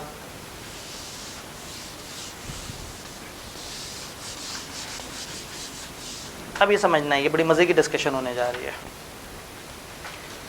मेरी पॉपुलेशन है, मैं सेल्स का ऑडिट कर रहा हूँ, मेरी पॉपुलेशन है 1 मिलियन की। पॉपुलेशन कितनी है? 1 मिलियन। मैंने सैंपल उठाया 1 लाख का। पॉपुलेशन कितने रुपए की है? 1 मिलियन की। और ज़ाहिर है मैं पूरी पॉपुलेशन पे तो नहीं काम करूंगा। मैंने सैंपल उठाया उस एरिया का जिस सेल्स का मैं ऑडिट कर रहा हूँ, मैंने ज़रा पूछा कि भाई इसकी कोई परफॉर्मेंस मेटीरियलिटी है। हम आगे चल के पढ़ेंगे कि किसी खास एरिया की भी हम मेटीरियलिटी सेट कर सकते हैं। पता ये लगा कि भाई इस एरिया की जो परफॉर्मेंस मेटीरियलिटी है ना, वो 2 लाख है। कितनी है? 2 लाख। मैं कहा चलो गली मुक गई। लाख रुपए में बड़े से बड़ा एरर कितना आएगा? लाख रुपए का। मेटीरियलिटी कितनी है? टेंशन खत्म। ऐसा तो नहीं है ना? ऐसा नहीं है, ये तो गड़बड़ है। जब मैं सैंपल छोटा उठा रहा हूँ तो सैंपल को सैंपल से या पॉपुलेशन को पॉपुलेशन से कंपेयर करना होगा। चलें जी, मैं कहता हूँ सिनेरियो 1। मैंने सैंपल उठाया 1 लाख का, एरर इन सैंपल आ गया 17,000 का। सैंपल में एरर कितना है? 17,000। और मेरा सैंपल कितना है? 1 लाख। और मेरी पॉपुलेशन कितनी है? तो अगर 1 लाख के सैंपल में इतना एरर निकल रहा है तो 1 मिलियन की पॉपुलेशन में कितना हो सकता है? आप क्या करेंगे? आप इस 17,000 को 10 से मल्टीप्लाई कर देंगे। क्या मैं 10 को लिख सकता हूँ कि this is population bye sample? इसको हम कहते हैं प्रोजेक्शन रेट। क्योंकि ऑडिटर पॉपुलेशन पे तो काम ही नहीं कर रहा, और ये मेटीरियलिटियाँ किसकी दी होती हैं? पॉपुलेशन की। पूरी सेल्स की मेटीरियलिटी, पूरी फलाना की मेटीरियलिटी। तो मैंने सैंपल पे मेरे एरर निकला 17,000, मैंने मल्टीप्लाई किया उसको प्रोजेक्शन की रेट से। मेरे सैंपल का जितने गुना मेरी पॉपुलेशन है मैंने उसको उतने से मल्टीप्लाई कर दिया। अब जवाब क्या आया? 1,70,000। और मेरी मेटीरियलिटी कितनी है? अल्हम्दुलिल्लाह, मैं मुतमईन हो गया। ये बात समझ आई? सैंपल ने मुझे गलत इंडिकेशन नहीं दी। मैंने अपने सैंपल को प्रोजेक्ट करके भी देखा तो भी मुझे मुतमईन सा लग रहा है। सिचुएशन 2, एरर इन सैंपल निकला 25,000 का। नहीं जी, कैलकुलेटर्स तो आपके तेज़ हैं। मैं किसको कैसे मल्टीप्लाई करूं? 25,000 को किससे मल्टीप्लाई करूं? 10 से। जवाब क्या निकला? ओ मेटीरियलिटी हिट हो गई। फाइनेंशियल स्टेटमेंट पे क्वालिफाइड ओपिनियन दे देते हैं। मेटीरियलिटी हिट हो गई भाई। 2 लाख मेटीरियलिटी थी, 2.5 लाख के मसले आ गए। मसले आ गए, मुमकिन मसले हैं। तो ओपिनियन कब ख़राब करूं? जब असल मसले 2 लाख को क्रॉस कर दें। ये मुमकिन मसले हैं, लेकिन मेरा रिस्क बढ़ गया। इस एरिया को देख के मैं घबरा गया हूँ, इस एरिया को देख के मैं नहीं घबराया था, बात समझ रहे हैं? इस एरिया को देख के मैं घबरा गया हूँ। मुझे ये डर लग रहा है, जब ये इन्होंने नेगेटिव बात हुई है ना, तो मुझे डर लग रहा है कि कहीं ऐसा ना हो कि एक सही पॉपुलेशन को मैं गलत कह बैठूँ। याद है जब हमें सही गलत लगने लगता था हम क्या करते थे? सैंपल साइज बढ़ाते थे। मैं कह नहीं यार अभी मुझे डर लग रहा है, काम करता हूँ मोर सैंपल उठाते हैं, मोर। मैंने मोर उठाया, 1 लाख का और सैंपल उठाया। इस सैंपल में एरर आया इस दफ़ा 7,000 रुपये का। देखिए हो सकता है पहले वाला गलत सैंपल उठ गया, उसमें ज़्यादा मसले आ गए। मैंने अपनी तसल्ली के लिए दोबारा से सैंपल उठाया, लाख का, एरर कितने निकले? अब टोटल एरर्स कितने हैं? 25 प्लस 7 कितने हो गए? 32,000 के टोटल एरर्स निकले हैं। अब कौन अच्छा वाला स्टूडेंट मुझे बताएगा कि मैं कैसे मल्टीप्लाई करूं? 5। क्या सारी क्लास ही समझ रही है कि 5 क्यों बोला गया है? पहले सैंपल कितना था? 1 लाख। 1 का 10 लाख से क्या रिलेशन था? 10 गुना का। अब मेरा सैंपल 1 से बढ़ के 2 लाख हो गया है। अब 2 लाख के सैंपल का जो रिजल्ट है मैं उसको किससे मल्टीप्लाई करूं? 5 से। रूल वही है, पॉपुलेशन डिवाइड बाय। ये 5 सबको समझ आ गया? हमने 5 से मल्टीप्लाई किया, क्या जवाब निकला? 1,60,000। ईजी है। परफॉर्मेंस मटेरियलिटी कितनी है? 2 लाख। अगर इस दफ़ा फिर ख़राब निकलता ना, मैं मज़ीद सैंपल उठाता, फिर ख़राब निकलता, मज़ीद सैंपल उठाता, या तो मेरा जवाब मुनासिब हो जाए या मेरी मटेरियलिटी हिट हो जाए। ओपिनियन तब तक ख़राब नहीं करना जब तक आपका पॉपुलेशन ख़राब ना हो। कितने बुरी बात लगेगी, आप कहेंगे जी आपकी सेल्स में मसला है, वो कहेंगे क्यों? हम कहेंगे जी मटेरियल में स्टेटमेंट आई है, कितने की? 25,000 की। वो कहेंगे ये कैसे? हम कहेंगे देखो आओ तुम्हें मैथ दिखाते हैं, 25 को 10 से मल्टीप्लाई करो, बोला क्या जवाब आता है? देखो ना जब 25,000 के एरर्स हैं तो हो सकता है 2.5 लाख के एरर हो। ये हो सकता है कि बेस पे ओपिनियन तो नहीं ख़राब कर सकते ना। ओपिनियन तब ख़राब करेंगे जब असल में स्टेटमेंट्स उसको क्रॉस कर जाएँ। क्या प्रोजेक्शन की साइंस समझ आई?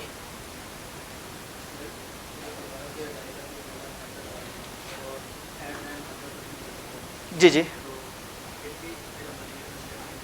जी बिल्कुल। इन्होंने कहा अगर हम चेक करते जाएं और हम आगे बढ़ते जाएं और असल वाले एरर्स ही ये सारे 25,000, 7,000, फलाना हज़ार इकट्ठे होते 2 क्रॉस हो जाए तो मैं कह दूंगा मटेरियल स्टेटमेंट हो गई।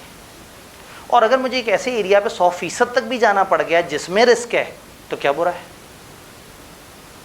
जिसमें रिस्क नहीं था, जो अपेरेंटली मुझे लगा। अब देखिए ना, गड़बड़ यहाँ पे भी हो सकती है, शायद मेरे हाथ में गलत सैंपल आया हो। प्रॉब्लम ये है कि आप जब रॉन्ग को एक्सेप्ट कर लेते हैं तो ये आपको खुद भी नहीं पता लगता। इसका कोई सोल्यूशन नहीं है। एक ही सोल्यूशन है कि आप हर चीज़ पे 100% काम करें, वो हम कर नहीं सकते। ये एक ऐसी चीज़ है जो हमसे मिस हो सकती है। यानी एक्सेप्टेंस ऑफ रॉन्ग शायद हम कर जाएं और ये हमारे ऑडिट की सेहत भी मुतासर करे, हमें पता भी ना लगे। लेकिन रिजेक्शन ऑफ राइट जो है ना, वो नहीं होगा। अगर आप एक राइट चीज़ है और आप खामखा रिजेक्ट कर रहे हैं तो आप सैंपल बढ़ाते आपको पता लग जाएगा।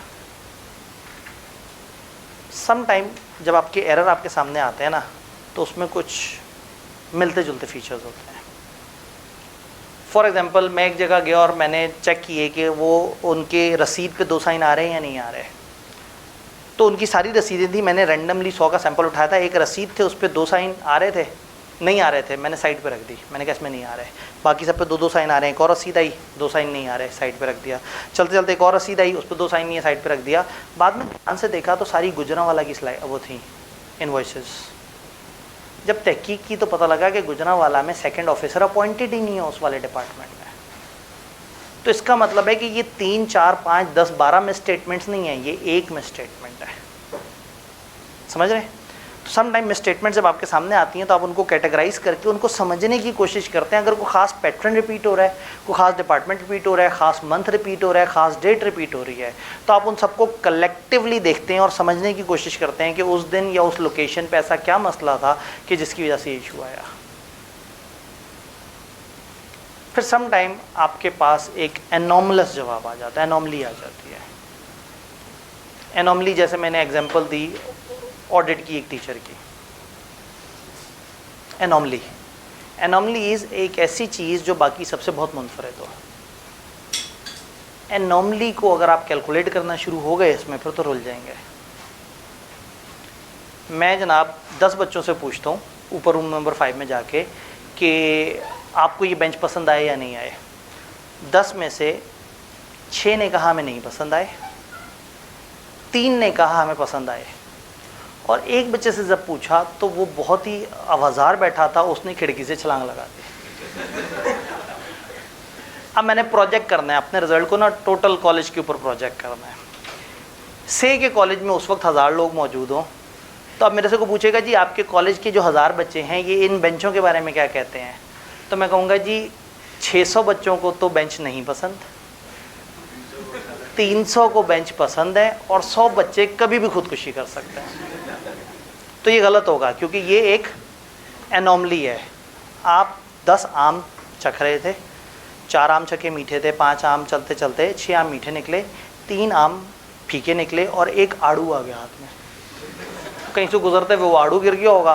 अभी आड़ू is not representative of population. तो अब आप 1000 ट्रकों के बारे में ये नहीं कहेंगे कि इसमें 100 आड़ू हैं, 300 फीके आम हैं और 600 मीठे आम हैं। आप समझ रहे हैं?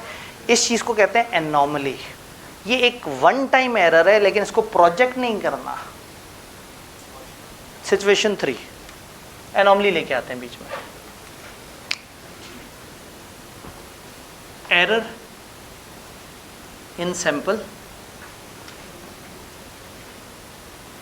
28,000, जिसमें एनॉमली थी, इसमें एनॉमली थी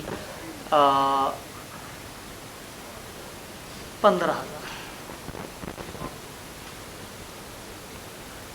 भाई मेरी एनॉमली है, मेरी मर्जी है, मैं तो एनॉमली समटाइम एक बड़ी यूनिक सी चीज़ हो सकती है। और भाई 15,000 शायद 1 मिलियन में तो बहुत छोटी सी चीज़ है, लेकिन मेरे सैंपल के हिसाब से बड़ी लग रही है।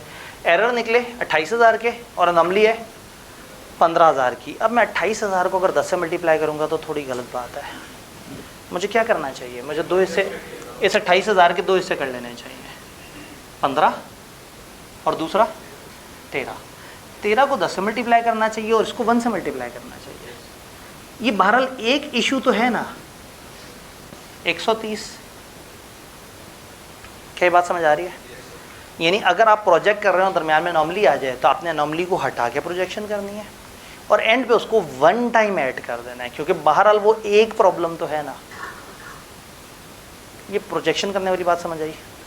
ये सारी प्रोजेक्शन जो हम कर रहे हैं ना, ये हम टेस्ट ऑफ डिटेल्स में कर रहे हैं, सब्सटेंटिव प्रोसीजर्स में कर रहे हैं। टेस्ट ऑफ कंट्रोल में हमें प्रोजेक्शन करने की ज़रूरत ही नहीं पड़ती। क्यों? उसमें रुपए पैसे की बात ही नहीं हो रही होती। उसमें ये थोड़ी होता है 25,000 का मसला फलाना। उसमें होता है 3% वीकनेस, 6% रसीदें साइन नहीं हुई थी। तो जब मेरे सैंपल में 6% रसीदें साइन नहीं हुई, तो मैं कह दूंगा कि पॉपुलेशन में 6% रसीदें साइन नहीं हुई हुई।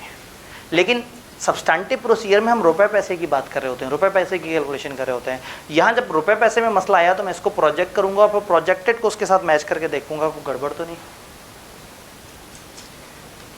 ये जो इतनी सारी कैलकुलेशन बार बार कर रहे हैं, अगर हम शुरू से ही गेम समझ जाते तो कितना अच्छा होता। शुरू की क्या गेम थी?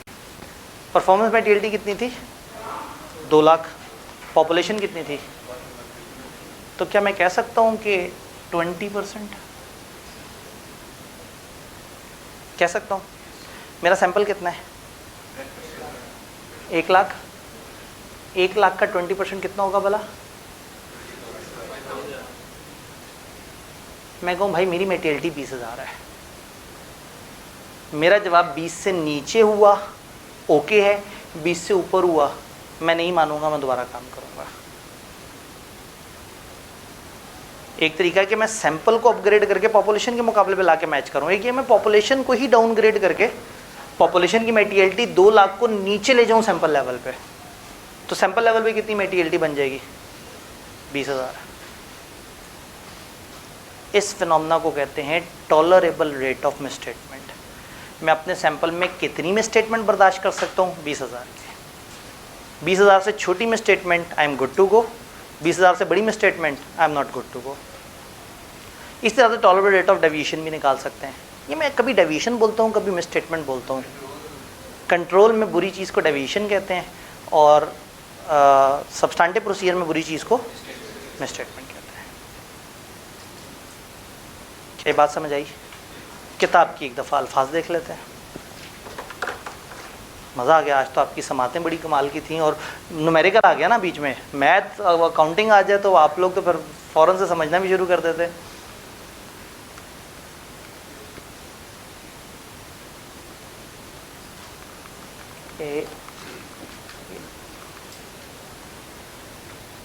मिस स्टेटमेंट या डेविएशन किसे कहते हैं? ऑडिटर को क्लियर अंडरस्टैंडिंग होनी चाहिए कि क्या मिस स्टेटमेंट है और क्या डेविएशन है।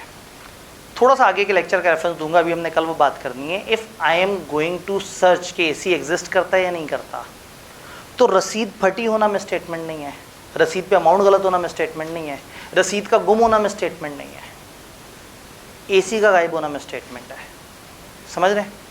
और अगर मैं ये देख रहा हूँ कि एसी की रसीद पे वैल्यू ठीक आ रही है नहीं आ रही, तो एसी का तबाह होना भी मिस स्टेटमेंट नहीं है। तो आपको डिफाइन करना होगा कि आप सैंपल किसका उठा रहे हैं। सैंपल के लिए आपको सैम्पलिंग यूनिट्स पता होने चाहिए।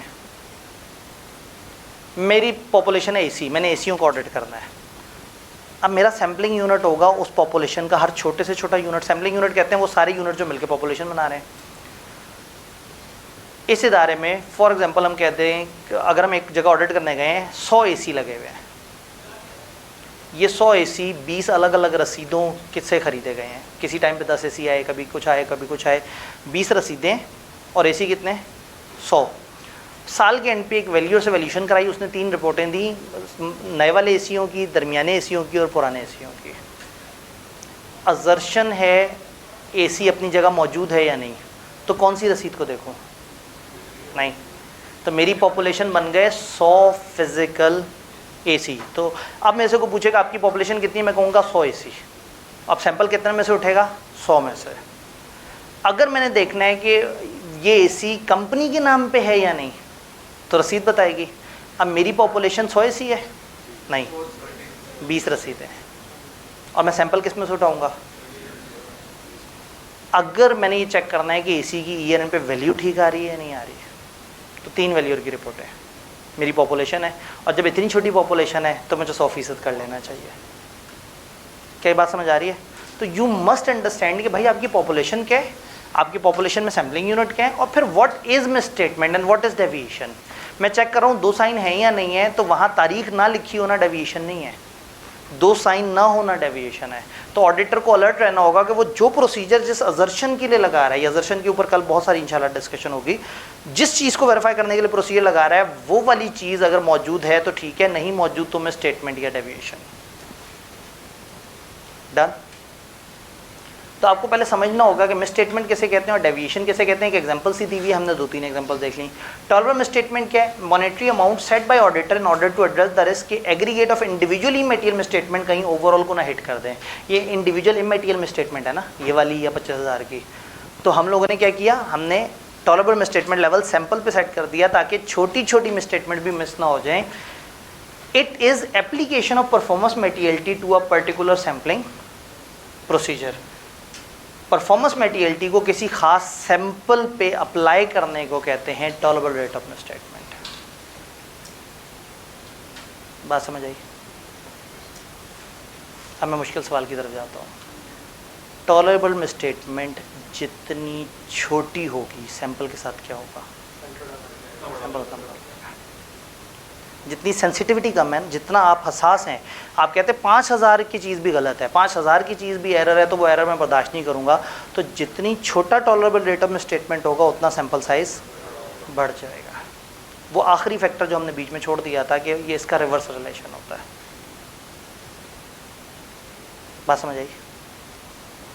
टॉलरेबल रेट ऑफ डेविएशन क्या है? एक rate of deviation prescribe internal control से जो auditor is willing to accept कि हाँ यार 6-7% तक चलेगा, इससे ऊपर नहीं होना चाहिए। फिर वो बातें जो हमने की हैं, आप ऑडिट प्रोसीजर लगाएंगे आप सिलेक्टेड आइटम पे। अगर आपका ऑडिट प्रोसीजर एप्लीकेबल ही नहीं है सिलेक्टेड आइटम पे, तो आप रिप्लेसमेंट आइटम लेंगे। मैं चलते चलते एक बच्चे से पूछा, हाँ भाई आपको ऑडिट की क्लास में नींद आती है? उसने कहा सर मैं तो दोस्त हूँ, मैं अपने दोस्त से किताब मांगने आया था। उसने कहा आ जाओ क्लास में, देखो कैसी बेकी बेकी बातें कर रहे टीचर। अब वो बच्चा ही गलत सेलेक्ट हो गया, वो बच्चा ऑडिट की क्लास का बच्चा ही नहीं है। तो मुझे अपना वो सैंपल ड्रॉप करके रिप्लेसमेंट आइटम पे काम करना होगा। मैंने ये देखना था कि चेक पे इनकी 2 बंदे साइन करते हैं नहीं, और रूल था कि 50,000 से ऊपर के चेक पे 2 बंदे साइन करेंगे।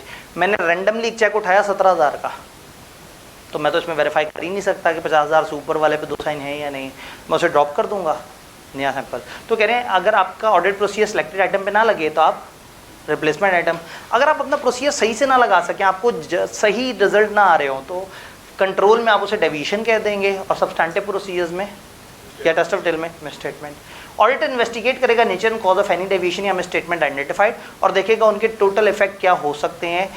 ऑडिटर ये ऑब्जर्व कर सकता है कि बहुत सारी मिसस्टेटमेंट डेविएशन में कॉमन है, जैसे location, product line, time period. Auditor इस तरह के सारे आइटम को इकट्ठा करेगा और फिर उनको आपस में मिला के देखेगा। ये बातें हमने अभी की थी, इंग्लिश में देख लिया। Then anomaly in extremely rare circumstances auditor may consider misstatement या deviation in sample to be anomaly. आप उसे अनॉमली कंसिडर करते हैं, फिर आप उस अनॉमली को हटा देते हैं। अनॉमली को अनॉमली कहने के लिए आपको एक दफ़ा पॉपुलेशन को फिर से जायज़ा लेना होगा। ट्रक के एक दफ़ा सारे आम जो है कम से कम सामने लेके आने होंगे कि आप एटलीस्ट ये देख लें कि कोई और आड़ू तो नहीं। तो एनॉमली के एनॉमली कहने के लिए आपको ये देखना होगा कि क्या ये चीज़ पॉपुलेशन में दोबारा तो नहीं रिपीट हो रही। जब आपको तसल्ली हो जाए कि रिपीट नहीं हो रही तो उसको अलग कर दें, उसको वन टाइम काउंट करें, जैसे हमने फार्मूले में देखा जी। अब अगेन अंडरस्टैंडिंग बढ़ाने से ज़्यादा वो होगा, यानी कि आप मैनेजमेंट से जाके कहेंगे कि क्या ऐसा हो सकता है कि एक आम के गुजरते हुए ट्रक में अचानक से आड़ू आ जाए। अगर वो कहीं रास्ते में कई ऐसे दरख्तों से गुजरते हैं ये ट्रक जहाँ जगह जगह आड़ू लगे हुए होते हैं तो गिर सकते हैं, तो आपको लगेगा कि भी अनॉमलीज और भी होंगी। और अगर वो कहें नहीं सर ये तो जो है ना, वो इधर जब पेटियों की काउंटिंग हो रही थी तो एक मजदूर यहाँ खड़ा हुआ था, वो आड़ू खाने लगा था, हमने कहा पेटियाँ गिनो, उसने आड़ू यहाँ रखा और पेटियाँ गिनना शुरू कर दी। तो अगर मेरी अंडरस्टैंडिंग से मुझे पता लगे कि ये एक एनॉमलस इवेंट है, ये एक वन ऑफ इवेंट है, ये इस तरह की चीज़ बार बार नहीं हो रही, फिर मैं नॉर्मली काउंट करूँगा।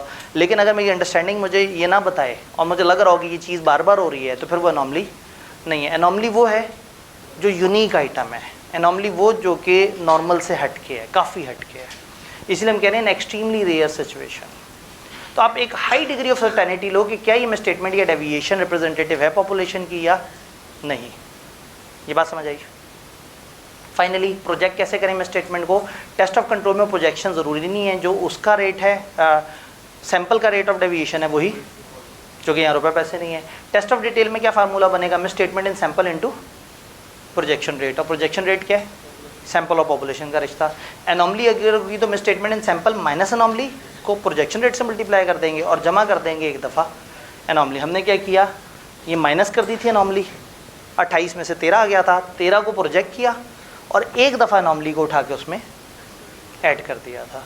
तो ये एनॉमली के बारे में जो है किताब कुछ इस तरह से कहती है। तो ये एक बड़ा ही लॉजिकल सा मज़ेदार सा एरिया है सैम्पलिंग का।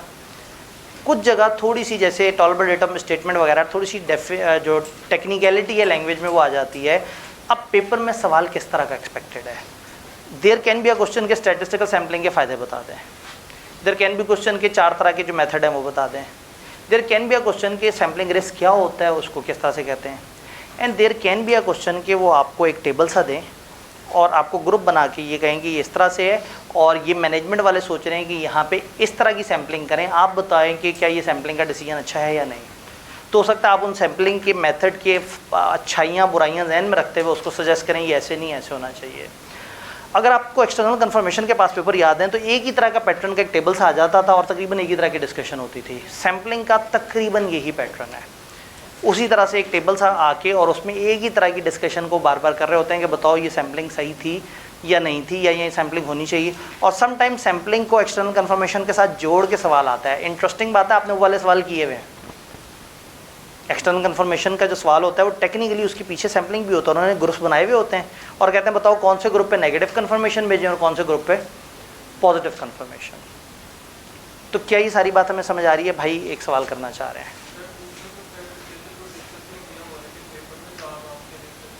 जी बिल्कुल। असल में प्रॉब्लम कहाँ पे आ रहा है? प्रॉब्लम ये आ रहा है, मैंने आपको बताया कि हर 2-3 अटेम्प्ट बाद ना किताब में चीज़ें प्लस माइनस कर देते हैं। एक नया बंदा उसको रिव्यू करता होगा तो ये चीज़ कम या ज़्यादा होनी चाहिए, एक दूसरा बंदा देखता होगा कहता है ये ज़्यादा ऐसे कम होना चाहिए। इसमें हम टीचर्स बड़ी मुश्किल में फंस जाते हैं। तो हम क्या करते हैं, हम अपनी किताबों में ट्यूटर नोट डाल के पुरानी इन्फॉर्मेशन को संभाल के रखा हुआ होता है कि कभी भी आई कैप का मूड बनेगा उसको दोबारा से वो कर देगा। अब मैंने कोड ऑफ एथिक्स के अंदर थ्रेट्स की एग्जाम्पल्स आई कैप ने उड़ा दी थी पिछली अटेम्प्ट में किताब से, मैंने उसको ट्यूटर नोट के तौर पे डाला, इस दफ़ा किताब में डाली हुई है। तो इसलिए ये थोड़ी सी इस तरह की मजबूरियां बन जाती हैं। अगर ऐसी इन्फॉर्मेशन आपको मिलती है एक्स्ट्रा वो आज किताब में नहीं है और टीचर उसे बता रहा है तो उसे संभाल के रख लेने में हर्ज नहीं है, आपके काम आ सकती है। एग्जामिनेशन और एजुकेशन डिपार्टमेंट के ना आपस में भी कुछ क्लैशेज़ हैं। वही बात है कि सारी बातें आवाम के सामने नहीं होती, कुछ ऐसे मसले हैं जो उधर जाके हम उन्हें कहते हैं कि यार हम किधर मत्था मारे हैं आप, मतलब कम से कम आप तो आपस में सीधे हो जाओ ना। एजुकेशन वाले किताब में एक चीज़ डाल देते हैं, एग्जामिनेशन को पता ही नहीं होता। एग्जामिनेशन वाले सवाल पूछ लेते हैं, एजुकेशन को पता ही नहीं होता कहाँ से सवाल पूछा है, और फिर किसी तीसरे बंदे से कहते हैं कि आपने सोल्यूशन बनाना है। वो कुछ गूगल पे सर्चिंग करके, कुछ जो है वो चैट जीपीटी को यूज़ करके कुछ ऐसा सोल्यूशन बनाता है, इतना अनमोल नुस्खा बन जाता है कि वो हर किसी को लगता है कि यार क्या बात लिखी है, पता नहीं कहाँ से लिखी है। तो ये प्रॉब्लम है, लेकिन कोई बात नहीं। इसीलिए मैं हमेशा जब भी कम और ज़्यादा नॉलेज होता है तो मैं ज़्यादा वाली चीज़ बताता हूँ, चाहे कम देखे लेकिन मैं बातें ज़्यादा पाता हूँ। तो इंशाल्लाह ताला ज़्यादा बातें पता होंगी तो वो आपको हेल्प होगी। स्ट्रेटिफिकेशन समझ आया? कोई सवाल, कोई कन्फ्यूजन?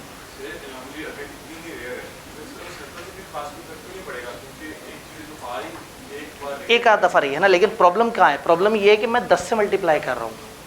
अगर ये भी 10 से मल्टीप्लाई हो गई तो खाम मैं इसको प्रोजेक्ट कर दूंगा। इसको प्रोजेक्ट करने की ज़रूरत नहीं है। हाँ,